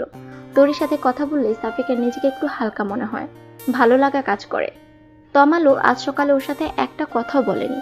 ওর চাচা অবশ্য ওর চাচিকে বারবার সাবধান করে দিয়ে গেছে যেন সাফিকার সাথে কোনো ঝামেলা না করে। সাফিকা বুঝতে পারছে না যে এভাবে আর কয়দিন চলবে। একদিনেও অতিষ্ঠ হয়ে উঠেছে। এভাবে চলতে থাকলেও পুরোপুরি পাগল হয়ে যাবে যে। তমাল ফোন আর সিম দুইটাই চেঞ্জ করেছে। নতুন সিম থেকে রিয়াকে আরো একবার কল করেছিল দেখা করে সবটা বলার জন্য, কিন্তু রিয়া ওর কোনো কথা না শুনে কল কেটে দিয়েছে। তমালের সাথে ওর কথা বলতে চায় না, এটাই স্বাভাবিক। একদিক দিয়ে দেখতে গেলে তমাল তো রিয়াকে ধোকা দিয়েছে, আর একজন ধোকাবাজের সাথে কেই বা সম্পর্ক রাখতে চায়? তার উপর ও আবার বিবাহিত। সাফিকাকে দেখলে তমালের রিয়ার কথা মনে পড়ে যায়, রাগ উঠে যায়, কিন্তু অনেক কষ্টে রাগগুলোকে কন্ট্রোল করে। সাফিকাও নিজেকে যথাসম্ভব তমালের থেকে দূরে রাখার চেষ্টা করে। তুষার সেই সকালে নাস্তা করে বের হয় আর অনেক রাতে বাসায় ফেরে। সাফিকার বিষণ্ণ মুখটা ও দেখতে পারে না। ও বুঝতে পারে যে সাফিকা তমালের সাথে সুখী নেই, তারপরও কিছু করতে পারে না। সবাই জানে যে পরিস্থিতির মুখে পড়ে তুষার সাফিকাকে বিয়ে করতে চেয়েছিল। কেউ যদি এটা জানতে পারে যে তুষার সাফিকাকে পছন্দ করত, তাহলে ব্যাপারটা সাফিকার জন্য আরো জটিল হয়ে যাবে। এভাবেই কেটে যায় 2 মাস। সাফিকা, তমাল আর তুষারের জন্য এই 2 মাস যেন 2 বছরের মতো। সাফিকা এখনো জানতে পারেনি যে ওর বিয়ে ভাঙার পেছনে কে ছিল। এর মধ্যে তমালকে একবার জিজ্ঞেস করেছিল, ও কিছু জানায়নি। তমালের দিনগুলো বিষময় হয়ে উঠেছে। ওর সাথে সাথে ও সাফিকার জীবনটাও বিষিয়ে তুলেছে। রিয়া বিয়ে করে নিয়েছে, স্বামীর সাথে প্রতিদিন ছবি আপলোড দেয়, যা তমালকে আরো জ্বালিয়ে পুড়ে শেষ করে দিচ্ছে। রিয়ার সাথে কথা বলার পর থেকে তমাল আর রাশেদের সাথে কথা বলেনি। আজ কি মনে করে রাশেদের অফিসে চলে গেল দেখা করতে। তমালকে দেখে রাশেদ হাসি মুখে বলল, কি ব্যাপার, বিবাহিত জীবন কেমন যাচ্ছে? তমাল রাশেদের সামনে চেয়ারে বসে কোমর সরে বলল, তুই এমনটা কেন করলি? কেন মিথ্যে বললি? কারণ আমি রিয়াকে ভালোবাসতাম। আমার আর রিয়ার মাঝখানে তুই চলে এসেছিলি। আমি প্রপোজ করার আগে তুই ওকে প্রপোজ করে দিস, আর রিয়াও রাজি হয়ে যায়। এর আগে অনেক চেষ্টা করেছি তোদের ব্যাকআপ করানোর জন্য, কিন্তু পারিনি। এইবার এমন এক চাল দিলাম, সাপুও মরল আর লাঠিও ভাঙল না। শুধু রিয়াকে নয়, সবাইকে মিথ্যাটা আমিয়ে বলেছি। চালটা যে এইভাবে কাজে লেগে যাবে বুঝতে পারিনি। তুই রিয়াকে পাওয়ার আর কোনো সুযোগ রাখলাম না। এখন রিয়া সত্যিটা জানলেও কোনো লাভ নেই। তুইও বিবাহিত আর রিয়াও। আমি রিয়াকে পাইনি, তোকেও পেতে দিলাম না। ওর কথা শুনে তমালের প্রচন্ড রাগ হতে লাগলো। যাকে ও নিজের ভাইয়ের মতো ভাবে, সেই ওকে এতটা ঘৃণা করে। ও কখনো কল্পনাও করতে পারেনি যে রাশেদ রিয়ার জন্য ওর সাথে এমনটা করবে। তার মানে এসবের পেছনে রাশেদ ছিল। ওর আর রিয়ার কারণে সাফিকার জীবনটা নষ্ট হয়ে গেল, আর ও নিজের জীবনের জন্য সাফিকাকেই দোষারোপ করে যাচ্ছিল। সাফিকা সত্যিটা জানতে পারলে কি ওকে ক্ষমা করবে? কিন্তু এতে তো ওর কোনো হাত নেই। রাশেদের কথা শুনে খেপে গিয়ে তমাল ওকে মারার জন্য হাত তুলল, কিন্তু রাশেদ তমালের হাতটা খপ করে ধরে ফেলল। তারপর আস্তে আস্তে ওর কানের কাছে মুখ নিয়ে বলল, আমাকে মারলেই কি সব কিছু ঠিক হয়ে যাবে? রিয়াকে তো আর পাবি না। তবে যাকে পেয়েছিস সে তো রিয়ার চেয়েও সুন্দরী। তোর তো ভাগ্য খুলে দিয়েছি আমি। এরকম রূপবতী বউ কয়জনের কপালে জোটে বল? তমাল নিজের রাগটাকে কন্ট্রোল করে বলল, সাফিকার সম্পর্কে আর একটা কথাও বলবি না। তোর মতো মানুষের মুখে ওর মতো নিষ্পাপ মেয়ের নাম মানায় না। রাশেদ মুচকি হেসে বলল, বা, বউকে অনেক ভালোবাসিস মনে হচ্ছে। তাহলে তো রিয়ার কথা এতদিনে ভুলে যাওয়ার কথা। আমি তো ভাবলাম যে আমাকে থ্যাঙ্কস দিতে এসেছিস। Oops, sorry. তুই তো এর আগে জানতেই না যে এইসবের পিছনে আমি ছিলাম। এখন সত্যিটা লুকিয়ে কোনো লাভ নেই, তাই বলে দিলাম। আমার কি যে আনন্দ লাগছে। তুই আমাকে কখনো বন্ধু ভাবিসনি, তাই না? ভাবতাম, তবে রিয়ার সাথে রিলেশনের আগে সবচেয়ে কাছের মানুষ ভাবতাম তোকে, নিজের ভাইয়ের মতন। কিন্তু রিয়াকে যখন প্রপোজ করলি তখন থেকে তুই আমার শত্রু হয়ে উঠেছিস। আর তোর চাচাতো বোনের বিয়েতে আমাকে জড়িয়ে আরও বড় ভুল করেছিলি। তাদেরকে তোর সম্পর্কে মিথ্যাগুলো আমিয়ে বলেছিলাম। তারা বিশ্বাস না করে কোথায় যাবে? কলটা তো তোর নাম্বার থেকেই করেছিলাম। তোর বাবা কি এমনি এমনি তোর সাথেই সাফিকার বিয়ে দিতে চাচ্ছিল? কারণ তিনি তো এটাই জানেন যে কলটা তুইই করেছিলি। বলে আবার হাসতে লাগলো রাশেদ। তমার রাগে কথা বলার শক্তিটাও যেন হারিয়ে ফেলেছে। নিজের হাতটা মুঠো করে জোরে করে রাশেদের টেবিলে মারতেই টেবিলের উপরের কাঁচটা টুকরো হয়ে গেল, আর তমালের হাতের মধ্যেও কাচের কয়েকটা টুকরো বিঁধে গেল। ওই অবস্থাতে তমাল রাশেদের অফিস থেকে বের হয়ে গেল, আর শেষ একটা কথাই বলল, কাজটা তুই মোটেও ঠিক করিসনি রাশেদ। এই পাপের শাস্তি তোকে পেতেই হবে। এতগুলো জীবন নষ্ট করে তুই কখনো সুখী হতে পারবি না। রাশেদ ওর কথা শুনে তখনও হাসছে আর বলল, কাজটা না হয় আমি পাল্টে নেব, কিন্তু তোর জীবন তো আর তুই পাল্টাতে পারবি না। রাশেদের ওখান থেকে বের হয়েই তমাল হাতের ব্যান্ডেজ করে বাসায় চলে গেল। অফিস থেকে আজ দুপুরেই বের হয়েছিল, তাই আজ তাড়াতাড়ি বাসায় ফিরল, আর অফিসে যাওয়ার মুড ছিল না। সাফিকা খাওয়া দাওয়া শেষে একটু শুয়েছিল, তোরই কোচিংয়ে গিয়েছে। তমালের মা নিজের রুমে শুয়ে আছেন, তুষার বাসায় নেই। কলিং বেলের আওয়াজে ঘুম ভেঙে গেল সাফিকার। এই সময়টাতে সাধারণত কেউ আসে না। ঘুম চোখে সাফিকা দরজা খুলে অবাক হয়ে গেল। তমালের ডান হাতে ব্যান্ডেজ দেখে আরো অবাক হয়ে গেল। সাফিকা দরজা বন্ধ করে অস্থির হয়ে বলল, হাতে কি হয়েছে? আর এত তাড়াতাড়ি ফিরলেন যে, কিছু হয়েছে? তমাল রুমে ঢুকতে ঢুকতে বলল, আগে রুমে যেতে দেবে নাকি এখানেই জেরা করতে থাকবে? তমালের এই কথা শুনে সাফিকা একদম চুপ হয়ে গেল। তমাল ঠিক করে নিয়েছে আজ থেকে সাফিকার সাথে আর কখনো খারাপ ব্যবহার করবে না। রিয়া যদি বিয়ে করে নিয়ে ভালো থাকতে পারে, ও কেন পারবে না? এখানে রিয়ার যেমন কোনো দোষ নেই, তেমনি সাফিকা বা তমালেরও তো কোনো দোষ নেই। তাহলে ও কেন শুধু শুধু সাফিকাকে কষ্ট দিবে? ও নিজের জন্য সাফিকার জীবনটা নষ্ট হতে দেবে না। রুমে ঢুকে নিজের মেজাজটাকে একটু ঠান্ডা করে সাফিকাকে উদ্দেশ্য করে বলল, এক গ্লাস ঠান্ডা পানি দিতে পারবে? খুব পিপাসা পেয়েছে। তমালের প্রথম নিজে থেকে সাফিকার কাছে কিছু চাইলো। সাফিকা খুশি মনে দৌড়ে চলে গেল পানি আনতে। পানি এনে তমালকে দিতেও বলল। থ্যাঙ্কস। সাফিকা অবাক হয়ে বলল, কেন? আমার জীবনে আসার জন্য। তমালের কথাটা শুনে সাফিকা যেন নিজের কানকে বিশ্বাস করতে পারছিল না। অবাকের চরম সীমায় পৌঁছে গেল। নিজের কপালে হাত দিয়ে দেখতে লাগলো যে ও কোনো ঘোরের মধ্যে আছে কিনা, ও অসুস্থ কিনা। কিন্তু ও পুরোপুরি ঠিক আছে বুঝতে পেরে থপ করে বিছানার উপর বসে পড়ল। তারপর উঠে গিয়ে তমালের কপালে হাত দিয়ে দেখলো যে ও সুস্থ আছে কিনা। তারপর অবাক হয়ে বলল, আপনি কি অসুস্থ নাকি মাথায় আঘাত লেগেছে? ড্রিঙ্কস করেননি তো? কি হয়েছে আপনার? আপনি ঠিক আছেন তো? তমাল সাফিকাকে এই প্রথম নিজের বুকে টেনে নিয়ে বলল, তুমি এত অস্থির কেন হচ্ছ? আমি ঠিক আছি। আমি সজ্ঞানে এই কথাটা বলেছি। সত্যি আমি ধন্য যে তোমার মতো কাউকে আমার জীবনে পেয়েছি। আমার জন্য তোমার অনেক কষ্টে কেটেছে কয়দিন। আমি আর তোমাকে কষ্ট দিতে চাই না। তমালের হৃদস্পন্দন স্পষ্ট শুনতে পাচ্ছে সাফিকা। খুশিতে যেন আত্মহারা হয়ে গেছে ও। চোখের কোণে এক ফোঁটা সুখের নোনা জল গড়িয়ে পড়ল। তবে তমালের আকস্মিক পরিবর্তনে কিছুটা ভয়ও আছে সাফিকা। তমাল কি সত্যি রিয়াকে ভুলে ওকে আপন করে নিয়েছে, নাকি ওর মুড সুইংয়ের জন্য এমনটা করছে? দেখা যাবে এখন নিজে বুকে টেনে নিচ্ছে, একটু পরেই আবার ওকে ছুঁড়ে ফেলে দিবে। এসব কথা মনে হতে তমালের বুক থেকে যেন ছিটকে পড়ল সাফিকা। সাফিকার এমন করায় তমালের হাতে আঘাত লাগলো। আরো ব্যথা পেয়ে বলল, কি করছো? হাতে লাগছে তো। সাফিকা তমালের হাতটা নিজের হাতের মুঠির মধ্যে নিয়ে বলল, সরি, আমি বুঝতে পারিনি। আসলে আপনার এমন ব্যবহার দেখে আমি নিজেকে সামলাতে পারিনি। তমাল মুচকি এসে বলল, হাতে কি হয়েছে তা শুনবে না? নাকি আমার কোনো কিছু নিয়ে তোমার কোনো মাথা ব্যথাই নেই? সাফিকা আমতামতা করে বলল, আপনি তো রিয়াকে ভালোবাসেন, তাই। আর একবার আমাদের মাঝে কারোর নাম নিবে না। আমি তোমার স্বামী আর তুমি আমার স্ত্রী। এখন এটাই সত্য। আমি আমার অতীতগুলোকে মনে করে তোমার জীবনটাকে শেষ করে দিতে পারিনি। করুণা নাকি ভালোবাসা? তোমার যেটা মনে হবে সেটাই। আমি তো কারো করুণার পাত্রী হয়ে থাকতে চাই না। আমি কারোর করুণা নই, ভালোবাসা চাই। আশা করি বুঝতে পেরেছেন। তমাল কি বলবে বুঝতে পারছে না। ভালোবাসা কি এত সহজে হয়? ও কি সত্যি সাফিকাকে ভালোবাসবে, নাকি করুণার বশে ওকে ভালোবাসতে চাইছে? ও নিজেও বুঝতে পারছে না। কিন্তু ও আর সাফিকাকে কষ্ট দিতে চাচ্ছে না, তাই কোনো কিছু না ভেবে বলে দিল, ভালোবাসি। কথাটা শুনে সাফিকা কান্না করতে করতে তমালের বুকে ঝাঁপিয়ে পড়ল। তারপর বলল, আমি জানতাম আপনি একদিন না একদিন আমাকে ঠিক মেনে নেবেন। বিয়ের বন্ধনটা যে এমনি শক্ত বন্ধন, যা নির্দয়ের মনেও ভালোবাসার সঞ্চার করে দেয়। এটা যে পবিত্র একটা বন্ধন। বিশ্বাস করুন, আমার এতদিনের সব কষ্টগুলো হাওয়ায় মিলিয়ে গিয়েছে আপনার একটা কথাতেই। কথা দিন, আর কখনো আপনি আপনার সিদ্ধান্ত বদলাবেন না, আর কখনো আমাকে কষ্ট দেবেন না। তমাল ভাবতেই পারেনি যে সাফিকা ওকে এত সহজে গ্রহণ করে নেবে। ও ভেবেছিল যে সাফিকাকে মানাতে ওকে অনেক কাঠখড় পোড়াতে হবে। অনেক খারাপ ব্যবহার করেছে এই কয়দিনে। তমাল সাফিকাকে নিজের বুকে আরো শক্ত করে চেপে ধরে বলল, কথা দিচ্ছি আর কখনো তোমাকে কষ্ট দিব না। তোমার ভালো থাকাই আমার ভালো থাকা, তোমার খুশি আমার খুশি। আর আমার দুঃখগুলো, কষ্টগুলো, সেগুলোর ভাগ নেবেন না। তবে আমি তোমার জীবনে দুঃখ কষ্টটাকে আর আসতে দেব না। আমি চাই আর কোনো কষ্ট যেন তোমাকে ছুঁতে না পারে। তমাল যেমন ভাবতে পারেনি যে সাফিকা এত তাড়াতাড়ি সব মেনে নিবে, তেমনি সাফিকাও ভাবতে পারেনি যে তমাল ওকে এত তাড়াতাড়ি ভালোবেসে ফেলবে।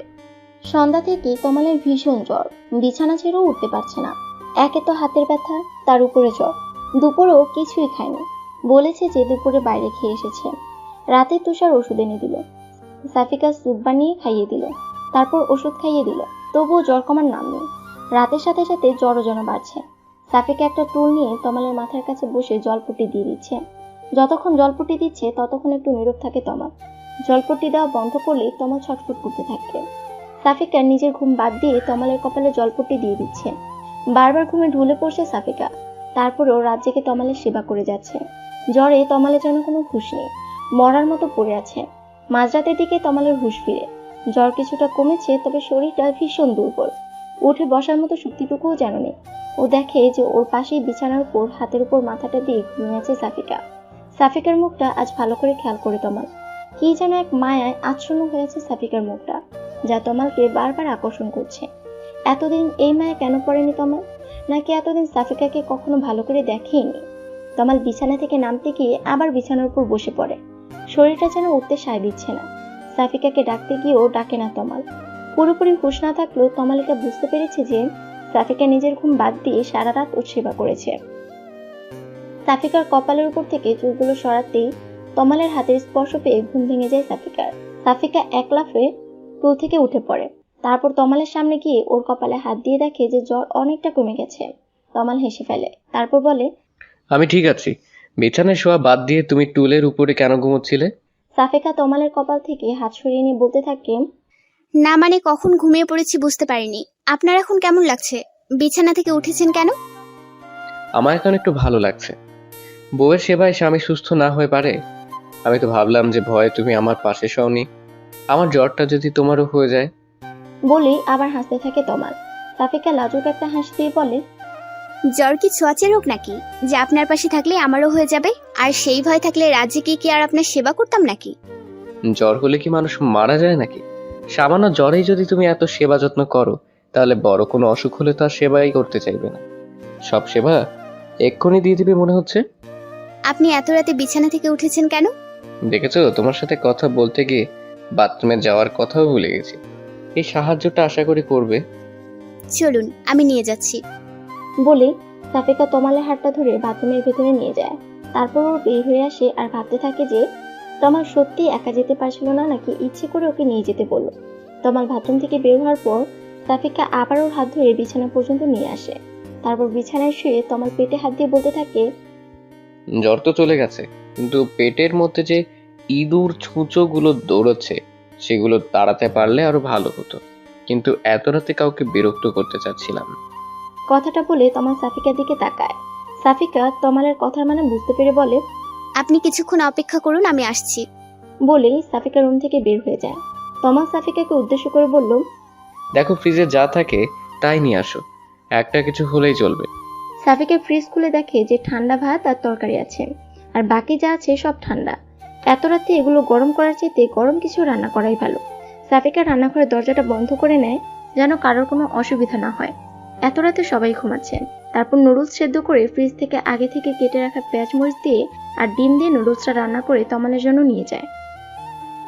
সাফিকা রান্নাঘর থেকে বের হতেই দেখতে পায় যে তুষার ফ্রিজ থেকে ঠান্ডা পানি বের করে খাচ্ছে। দুজনকে দেখে চমকে যায়। তারপর তুষার সাফিকার দিকে এগিয়ে গিয়ে বলেন, এত রাতে তুমি রান্নাঘরে কি করতেছো? সাফিকা আমতামতা করে বলল, আপনার ভাইয়ের ক্ষুধা পেয়েছে তাই, আসলে রাতেও কিছু খাইনি। এখন কি অবস্থা ভাইয়ার? জ্বর কি কমছে? হ্যাঁ, এখন একটু সুস্থ। তাই বলে তুমি এত রাতে রান্না করবে? ভাইয়ার কি কাণ্ডজ্ঞান বলে কিছুই নেই? এত রাতে তোমাকে রান্না করতে পাঠিয়েছে। সাফিকা তাড়াতাড়ি করে তুষারকে বলতে থাকেন, আরে উনি কিছু রান্না করতে বলেনি, আমি রান্না করলাম। ভাবলাম ঠান্ডা খাবার খাওয়ার থেকে কিছু রান্না করে দিই। ফ্রিজে কি খাবার নেই নাকি? গরম করে দিলেই তো হয়, আবার রান্না করতে হবে? আস্তে। এ কথা বলতে না বলতে সাফিকা দেখতে পায় যে তমাল রুম থেকে বের হয়ে এসেছে। সাফিকা ওর হাতের ট্রেটা পাশেই টেবিলের উপর রেখে তমালের দিকে এগিয়ে যায়। তমাল তুষারকে দেখে জিজ্ঞেস করে, তুই এত রাতে এখানে কি করছিস? আমি তো পানি খেতে এসেছিলাম, দেখলাম সাফিকা এত রাতে রান্না করতেছে। তা তুমি কি এখন ঠিক আছো তো? হ্যাঁ, আমি ঠিক আছি। তোকে না বলেছি সাফিকাকে এখন থেকে ভাবি বলবি? আগে যাই বলতি না কেন, এখন ও তোর ভাবি, সো ভাবি বলবি। তারপর সাফিকাকে উদ্দেশ্য করে বলল, আর তুমি এত রাতে আবার কি রান্না করতে গিয়েছো? তুষার আর কিছু না বলে ওখান থেকে চলে গেল। সাফিকা তমালকে ধরে রুমে নিয়ে যেতে যেতে বলল, আপনি বিছানা থেকে নেমেছেন কেন? আমি তো যাচ্ছি। আমি কি তোমাকে রান্না করতে বলেছি নাকি? আচ্ছা, কথা না বলে চুপচাপ এখানে বসুন, আমি খাবারটা নিয়ে আসি। তারপর নুডলস এনে চামচ দিয়ে তমালকে খাইয়ে দিতে লাগলো সাফিকা। তমাল চামচটা সাফিকার মুখের দিকে এগিয়ে দিয়ে বলল, আমি একাই খাবো নাকি? তুমিও খাও। এত কষ্ট করে রান্না করলে একটু টেস্ট করে দেখবে না? সাফিকা নিজের মুখ সরিয়ে নিয়ে তমালকে বলল, আমি তো রাতে খেয়েছি, আপনি খান। আর আমার রান্নার টেস্ট আমার জানা আছে। তমাল জোর করে সাফিকাকে খাইয়ে দিয়ে বলল, আমার সাথে খাও এখন। আমার বউয়ের হাতে রান্না যে এত সুস্বাদু তা তো আগে জানতাম না। সাফিকা মুখের খাবারটা শেষ করে নিয়ে বলল, আগে কি আমাকে বউ ভেবেছেন? আমাকে তো শুধুমাত্র একটা সমস্যা মনে করেছেন, আর সমস্যা মানেই তো বিরক্তিকর জিনিস। ওকে, নেক্সট টাইম আমার বউকে বউ হিসেবেই দেখবো, আর তার সব দিকেই খেয়াল রাখবো। এখন এটাই যে আমার দায়িত্ব। এতদিন তো কোনো অন্ধকারে ডুবেছিলাম, আজ আলোর দিশা খুঁজে পেয়েছি। সে আলোয় আমি আমাদের বাকি জীবনটা আলোকিত করে যেতে চাই। খাওয়া শেষ করে সাফিকাও তমালের পাশে শুয়ে পড়ল। তমালের জ্বর কিছুটা কমলেও ওর শরীরের উত্তাপ সাফিকা অনুভব করতে পারছিল। সকালে তমাল অনেকটা সুস্থ হয়ে উঠল। তমালের বাবা মা ওকে অফিসে যেতে বারণ করলো। তমালও অফিস থেকে একদিনই ছুটি নিয়ে নিল। ওর হাতে কি হয়েছিল তা এখনো কেউ জানে না। আর আশ্চর্যের ব্যাপার হচ্ছে কেউ কিছু জানতেও চায়নি। ব্যাপারটা তমালের জন্য ভালোই হয়েছে, না হলে সবাইকে মিথ্যা বলতে হতো। সত্যিটা তো আর বলা যাবে না। হাতে ড্রেসিং করানোর জন্য তমাল হাসপাতালে যাবে শুনে সাফিকা ওর পিছু নিল। তমালের অনিচ্ছা সত্ত্বেও সাফিকার অনুরোধ ফেলতে পারল না। সাফিকা আজ প্রথম তমালের সাথে বাইরে বের হয়েছে। এক রিকশায় দুজনে পাশাপাশি বসেছে। এই যেন এক অন্যরকম অনুভূতি। সাফিকার স্বপ্নগুলো যেন পূরণ হতে চলেছে এক এক করে। তমালের সাথে রিকশা যেতে ভালোই লাগছে ওর কাছে। তমাল রিয়ার সাথে অনেকবার অনেক জায়গায় ঘুরেছে, তবে আজ সাফিকার সাথে ঘুরতে ওর অন্যরকম ভালো লাগছে। যদি ওরা ঘুরছে না, ডাক্তারের কাছে যাচ্ছে, তারপরও এটাকেও এক ধরনের ঘোরাঘুরি মনে হচ্ছে। ডাক্তার দেখানো শেষে ওষুধ নিয়ে ওরা আবার বাসার উদ্দেশ্যে রওনা দিল। সাফিকা এর আগে শহরে তেমন একটা আসেনি, আসলেও কিছু ঘুরে দেখেনি। আজ তমালের সাথে বের হয়ে মনে হচ্ছে সারা শহর একদিনেই ঘুরে শেষ করে দেবে। তমাল অসুস্থ না হলে সাফিকা আজকেই ওকে নিয়ে ঘুরতে বলতো, কিন্তু এখন এই কথা বলাটা ঠিক হবে না। তমাল হয়তো সাফিকার মনের অবস্থাটা বুঝতে পেরেছিল, তাই রিক্সাওয়ালাকে বলল পাশে একটা রিসোর্টে নিয়ে যাওয়ার কথা। তমালের মুখে রিসোর্টের কথা শুনে সাফিকা খুশিও হলো, আবার কিছুটা অবাকও হলো। তারপর বলল, বাসায় যাবেন না? এখন আবার রিসোর্ট কেন? আপনি না অসুস্থ? তুমি এত কথা বলো কেন? আমি কি অনেক অসুস্থ নাকি? হাতে একটু লেগেছে আর কি। আচ্ছা, আপনার হাতটা কাটলো কিভাবে? তমাল যেন এই ভয়টাই পাচ্ছিল এখন সাফিকাকে কি উত্তর দিবে। তারপর অনেক ভেবেচিন্তে বলল, আমার অফিসের টেবিলটা ভেঙে গিয়েছে, ওইটার কাচের টুকরো হাতে লেগেছিল, তাই আর কি। আপনার হাতে কি করে লাগলো? কিভাবে আবার? আমার হাতটা ওখানেই ছিল। আচ্ছা চলো, আমরা চলে এসেছি রিসোর্টে। তারপর দুজনে অনেক মজা করলো। দুপুরে কিছুটা পরে বাসায় ফিরতে তমালের মা তমালের দিকে এগিয়ে এসে বলল, দেখি বাবা, তুই ঠিক আছিস তো? ডাক্তার দেখে এত সময় লাগে? কোথায় ছিলি তোরা? তমাল ওর মাকে শান্ত করে বলল, মা, তুমি একটু বেশি চিন্তা করছো। আমি তো ঠিক আছি। আমি সাফিকাকে একটু ঘুরিয়ে নিয়ে আসলাম। সারাদিন বাসার মধ্যে বন্দি থাকে।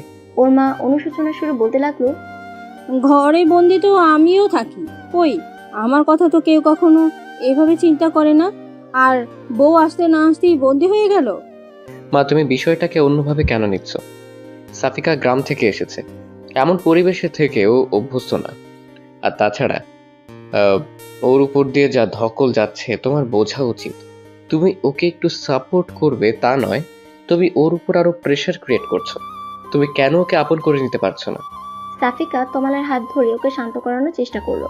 আপনি চাচিকে এসব কি বলছেন? চুপ থাকুন, চাচি আমাকে অনেক ভালোবাসে। আপনি শুধু শুধু ভুল বুঝছেন। তমালের মা সাফিকাকে উদ্দেশ্য করে বলল, আমার ছেলেটাকে তো হাত করে নিয়েছিস, আর স্বামীকে তো অনেক আগেই হাত করে রেখেছিস। আমাকে হাত করা অত সহজ নয়। বলেই উনি ওখান থেকে চলে গেলেন। তমাল নিজের মাকে বোঝানোয় ব্যর্থ হয়ে সাফিকার সাথে রুমে চলে গেল। সাফিকার মনটা খারাপ হয়ে গেল। ওর জন্য ওর চাচি তমালকে ভুল বুঝছে, আর তমালেরও ওর মায়ের সাথে সম্পর্কটা নষ্ট হয়ে যাচ্ছে। এইভাবে চলতে দেওয়া যায় না। সানিয়া আজ ফোন করে জানালো যে সাফিকার বিয়ে হয়ে গেছে শুনে রিমন নাকি আবার বিদেশে চলে গেছে। কথাটা শুনে সাফিকা যেন খুশিতে লাফিয়ে উঠল। তমাল অনেকদিন পর সাফিকাকে এত খুশি দেখে জিজ্ঞেস করলো, কি ব্যাপার আজ এত খুশি? সাফিকা খুশিতে তমালকে জড়িয়ে ধরে বলল, ওই রিমন ইডিয়েটটা আমার বিয়ের কথা শুনে আবার বিদেশ চলে গেছে। আমার কি যে আনন্দ লাগছে। আমি আবার বাড়ি যেতে পারবো, আনন্দে ঘুরে বেড়াবো, ভাবতেই ভালো লাগছে। তমাল সাফিকার কাঁধে হাত রেখে বলল, আমাকেও নেবে নাকি একাই পাড়ে জমাবে?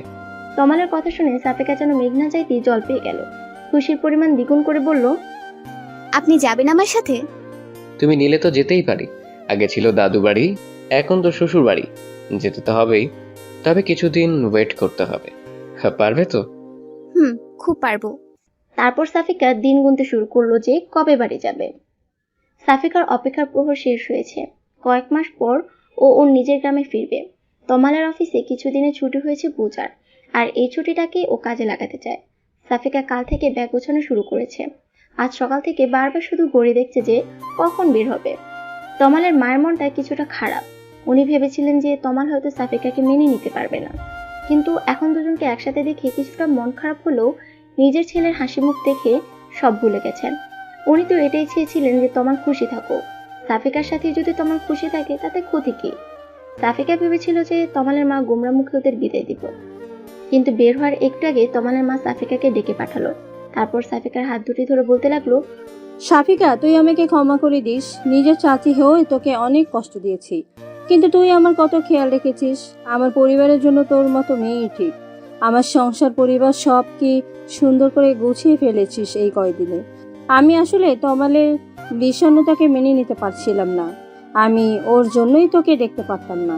আমি বুঝতে পারিনি যে একটা ভালো বউ হলে ভালোবাসা দিয়ে সবকিছু জয় করে নিতে পারে। এখন আমার তুষারের জন্য এমন লক্ষ্মী একটা মেয়ে পেলেই হবে। এটুকু বলতে উনি কান্না করে দিলেন। সাফিকর শাশুড়ির হাতে হাত রেখে বলতে লাগলো, চাচি, আপনার জায়গায় অন্য কেউ হলেও হয়তো একই কাজ করত। সব মেয়েরাই চায় যে তাদের সন্তান সুখে থাকুক। আপনিও তাই চেয়েছিলেন, এতে দোষের কিছু নেই। আর আমি কষ্ট পেয়েছি ঠিক, তবে আপনি তো আমার উপর কোনো অত্যাচার করেননি। আর এই কয়েকদিনের জমে রাখা কথাগুলো না হয় আমরা সারা জীবন ধরে চালিয়ে যাব। এখনো চাচি মা বলবি না? আমার তো এখন 2টা মেয়ে, তোরই আর তুই। আর এই গয়নাগুলো রাখ, এগুলো তমালের বউর জন্য গড়িয়ে রেখেছিলাম, এতদিন দিইনি। তবে আজ সময় এসেছে এগুলো তার প্রকৃত হকদারের কাছে পৌঁছানোর। সাফিকর শাশুড়ির হাত থেকে গয়নাগুলো নিতে নিতে বলল, এগুলোর কি দরকার ছিল? আপনাদের ভালোবাসা আমার কাছে যথেষ্ট। একটা মেয়ের কাছে তার পরিবারের ভালোবাসা চাইতে আর বড় কি হতে পারে মা? সাফিকার মুখে মা ডাক শুনে উনি সাফিকাকে জড়িয়ে ধরে কান্না করতে থাকেন। তারপর বললেন, আমার ছেলেটাকে ওখানে দেখে শুনে রাখিস মা, মায়ের মন বুঝেছি তো। আপনারাও চলেন, অনেকদিন যান না, ভালো লাগবে সবাই একসাথে গেলে। তমালের মা মিষ্টি একটা হাসি দিয়ে বললেন, বিয়ের পর তমাল প্রথম শ্বশুরবাড়ি যাচ্ছে, সেখানে আমরা সবাই কি করে যাই। এইবার তোরা ঘুরে আয়, তারপর আমরা সবাই একসাথে যাব। সাফিকা ভীষণ খুশি যে ওর চাচি আবার ওকে আগের মতো ভালোবাসা শুরু করে দিয়েছে। তরিয়া তখন দরজার কাছে দাঁড়িয়ে সবটা শুনছিল। এবারে সে নিজের মায়ের গলা জড়িয়ে ধরে বলতে লাগলো, আমার মা দেখছি বৌমাকে পেয়ে নিজের মেয়েকে এবার ভুলে যাবে। সাফিকা আপু, সরি ভাবি, তুমি তো দেখছি জাদু জানো। কয়েকদিনে আমাদের পরিবারের রং পাল্টিয়ে দিয়েছো। তমালের মা নিজের মেয়ের নাক ধরে বলতে লাগলেন, ওর থেকে তো শিখতে হবে কি করে সংসার করতে হয়। তরি নিজের নাক থেকে মায়ের হাত সরিয়ে দিয়ে বলল, মা, তোমার এই বাচ্চা মেয়েটাকে আগে বড় হতে দাও, তারপর না হয় সংসার করা শিখিও। আর কত বড় হতে চাস? তুষারের জন্য একটা টুকটুকে বউ এনেই তোর বিদায়ের ব্যবস্থা করব, তাহলেই আমি নিশ্চিত। তারপর তরি সাফিকাকে উদ্দেশ্য করে বলল, ভাইয়া তোমাকে ডাকছে, কি যেন খুঁজে পাচ্ছে না। তারপর সাফিকা ওখান থেকে চলে গেল। সবার থেকে বিদায় নিয়ে সাফিকা আর তমাল বের হয়ে গেল। পুরো ট্রেনে সাফিকা তমালের কাঁধে মাথা রেখে ঘুমিয়েছে। তমাল এই কদিনে সাফিকাকে সত্যি অনেক ভালোবেসে ফেলেছে। আসলে সাফিকার মতো মেয়েকে ভালো না বেশে কোথায় যাবে। স্টেশনে পৌঁছানোর আগে সাফিকার ঘুম ভেঙে গেল। স্টেশন থেকে নেমে ওরা একটা রিক্সা নিল। তারপর সাফিকাদের বাড়ির সামনে গিয়ে দেখতে পেল যে সানিয়া গেটের বাইরে ওদের জন্য অপেক্ষা করছে। সাফিকাকে দেখে ছুটে এলো। সাফিকা ও রিক্সা থেকে নেমে সানিয়াকে জড়িয়ে ধরল। তমাল রিক্সা ভাড়া দেওয়া বাদ দিয়ে নীরব দর্শকের মতো দুই বোনকে দেখতে লাগলো। সানি ওর মাকে জোরে জোরে ডাকতে লাগলো। ওর ডাক শুনে শুধু ওর মা নয়, আশেপাশের অনেকেই জমা হলো। এতদিন পর সাফিকাকে দেখে সবাই অনেক খুশি। তমালকে যেন কারোর চোখেই পড়ছে না। তমাল রিক্সা ভাড়া মিটিয়ে ব্যাগগুলো নিতে যাবে, তখন সাফিকার বাবা এসে একটা ছেলেকে ইশারা করতে ব্যাগ নিয়ে বাড়ির ভিতরে চলে গেল। সাফিকার বাবা সবাইকে উদ্দেশ্য করে বলল, এই যে আমাদের সাফিকার বর, তোমরা তো পাগল হয়ে গিয়েছিলে ওকে দেখার জন্য, এবার দেখো। সাফিকার বাবার কথা শুনে সানিয়া আর সাফিকা সহ সবাই ওইদিকে তাকালো। সাফিকার পাশের বাড়ির এক চাচি বলে উঠলো, এ তো আমাদেরই ছেলে, একে আবার নতুন করে দেখার কি আছে। তারপর আস্তে আস্তে সাফিকাদের বাড়ির সামনে থেকে ভিড় কমতে লাগলো। সাফিকা অনেকদিন পর নিজের রুম পেয়ে ভীষণ খুশি। ফ্রেশ হয়ে বিছানায় শুয়ে পড়লো। তমাল ফ্রেশ হয়ে বাথরুম থেকে বের হয়ে দেখে যে সাফিকা শুয়ে আছে। তমাল বিছানায় বসে বলল, নিজের বাড়ি এসে আমাকে দেখছি ভুলে গেছো, আমার কথা কি মনে আছে? তমালের কথা শুনে সাফিকা বিছানা থেকে উঠে পড়লো। এতক্ষণ তমালের কথা ওর আসলে মনে ছিল না। এবার তমালের দিকে তাকিয়ে বলল, আপনাকে কি করে ভুলতে পারি বলুন? এরকম জলজান্ত একজন মানুষ সামনে থাকতে তাকে ভুলে যাব? তমাল সাফিকার দিকে এগিয়ে যেতে যেতে বলল, আমার তো তাই মনে হচ্ছে। আপনার মনে হলেই হলো।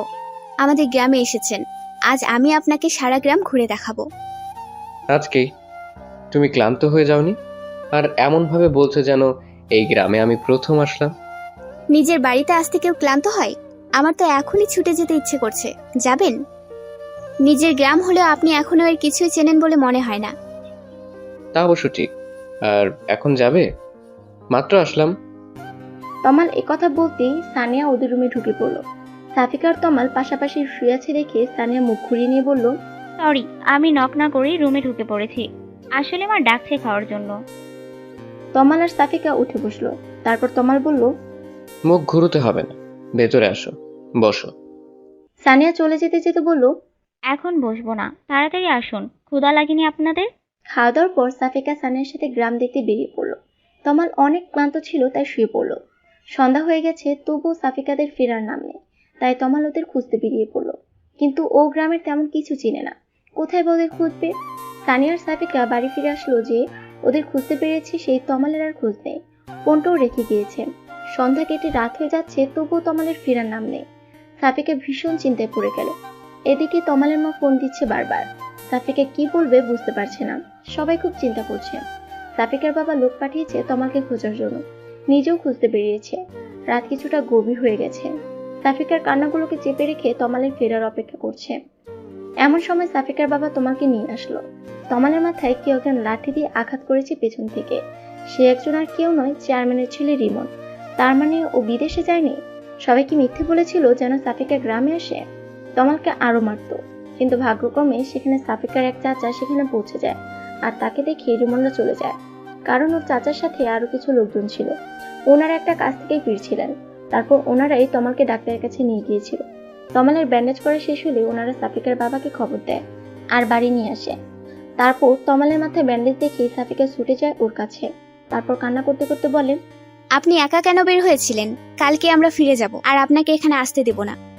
তমাল রুমে গিয়ে সাফিকাকে শান্ত করে বলল, আরে কিছুই হয়নি, আমি ঠিক আছে এখন। তুমি চিন্তা করবে বলে তোমাকে জানাতে বারণ করেছিলাম হাসপাতালে গিয়ে কান্নাকাটি শুরু করতে। আর রিমনের ভয়ে তোমাকে ফিরে যেতে হবে না। আমি পুলিশে খবর দিয়েছি, ওরা ওর ব্যবস্থা করবে। আমরা যে কয়দিন আছি ও আর আমাদের বিরক্ত করতে পারবে না। আর বাসায় কথা জানানোর প্রয়োজন নেই, মা অযথা চিন্তা করবে। সাফিকা তমালের মাথাটা ঘুরে ফিরে দেখছিল। তমাল একটানে সাফিকাকে নিজের বুকে টেনে নিয়ে বলল, তুমি পাশে থাকলে সেই সব ছোটখাটো আঘাতে আমার কিছুই হবে না। তুমি তো আছোই সেবা করার জন্য। বউয়ের সেবা পেলে আমি সুস্থ হয়ে যাব। সাফিকা তমালকে আরো শক্ত করে জড়িয়ে ধরে বলল, আর কখনো এমনটা করবেন না। নিজে খেয়াল রাখতে পারেন না? আপনার কিছু হয়ে গেলে আমার কি হবে? মাকে কি জবাব দিতাম? আচ্ছা এখন তো আমি ঠিক আছি নাকি? এবার কান্না থামাও আর একটু হাসো। এই অবস্থায় কেউ হাসতে পারে? তুমি হাসো। তারপর সাফিকা ওর মনে থাকা সব শঙ্কাগুলো তমালকে জানায়। তমালকে না পাওয়ায় ও কিসের কিসের ভয় পাচ্ছিল সেগুলো শুনে তমাল হাসতে থাকে। পরদিন দুপুরের মধ্যেই তমালের মা বাবা, তরি, তুষার সবাই এসে হাজির হয়। তমালের মা তমালকে জড়িয়ে ধরে কান্না করতে থাকে। তমাল মানা করলেও সাফিকার বাবা ওর বাবাকে সবটা জানিয়ে দিয়েছে। সাফিকা ভয় ছিল যে তমালের মা হয়তো ওকে আবার কথা শোনাবে, কিন্তু তার কিছুই হলো না। বরং তিনি সাফিকাকে জানালো যে এখানে আর ওকে আসতে দিবে না। আবার যদি কোনো বিপদ হয়, সাফিকা বা তমাল কাউকে আর এখানে বিশ্বাস দিবে না। সাফিকার পরিবারই ওখানে গিয়ে ওদেরকে দেখে আসবে। এক জায়গায় দেখা হলেই চলবে। তমাল সবাইকে বোঝানোর চেষ্টা করলো যে রিমন আর ওদের বিরক্ত করবে না, কিন্তু ওর কথা কেউই মানতে নারাজ। তমালের মা পরদিনই ওদের সবাইকে নিয়ে ফিরে গেল। সাফিকা তমালের কথা চিন্তা করে আর থাকতে চাইল না। ও চায় না যে ওর জন্য তমালের আর কোনো ক্ষতি হোক। সাফিকা আজও মনে করে যে রিমনই খোঁজ নিয়ে ওর বিয়ে ভেঙেছিল। তমালা হয়তো সত্যিটা কখনো ওকে জানাবে না। আসলে সব সত্যি সবাই না জানলে হয়তো চলে, কিছু সত্য না জানাই ভালো। 3 বছর পর আজ তুষারের বিয়ে। পারিবারিকভাবে ওর বিয়েটা হচ্ছে। সাফিকা ওর 1.5 বছরের বাচ্চাটাকে তমালের মায়ের কাছে দিয়ে বলল, মা, আপনার নাতনির দায়িত্ব কিছুক্ষণের জন্য আপনাকেই দিয়ে দিলাম। আমি কিন্তু তুষার ভাইয়ের বিয়েতে বরযাত্রী যাব। তমালের মা নিজের নাতনিকে কোলে নিতে নিতে বললেন, আমার নাতনি তো আমার কাছেই থাকে সারাদিন, আজ আবার নতুন কি? তুমি কিছু সময় কেন? পুরো দিন থাকলেও আমার নাতনি তোমাকে খুঁজবে না। এখনকার বাচ্চাদের কি আর মা লাগে নাকি? চিন্তা করো না। কিন্তু তখনই তমাল এসে নিজের মেয়েটাকে মায়ের কোল থেকে নিয়ে সাফিকার কোলে দিয়ে বলল, মেয়ে রেখে গিয়ে সবাইকে এটা বোঝাতে চাও নাকি যে তুমি এখনো সিঙ্গেল? আমার মেয়েটাকে কোল থেকে একটু নামাবে না? মেয়ে না থাকলে তোমাকে দেখে বোঝার উপায় আছে যে তুমি বিবাহিত? আবার তোমার একটা মেয়েও আছে। বলে তমাল সাফিকাকে টেনে নিয়ে গেল। সাফিকা করুণ চোখে ওর শাশুড়ির দিকে তাকাতেই ওর শাশুড়ি মিটিমিটি হাসতে লাগলো। ওদের যাওয়া দেখতে লাগলো আর ভাবতে লাগলো যে তুষারের বউটাও যেন সাফিকার মতোই হয়, ওনার পরিবারের সুখগুলো যেন সারা জীবন এভাবেই বজায় থাকে।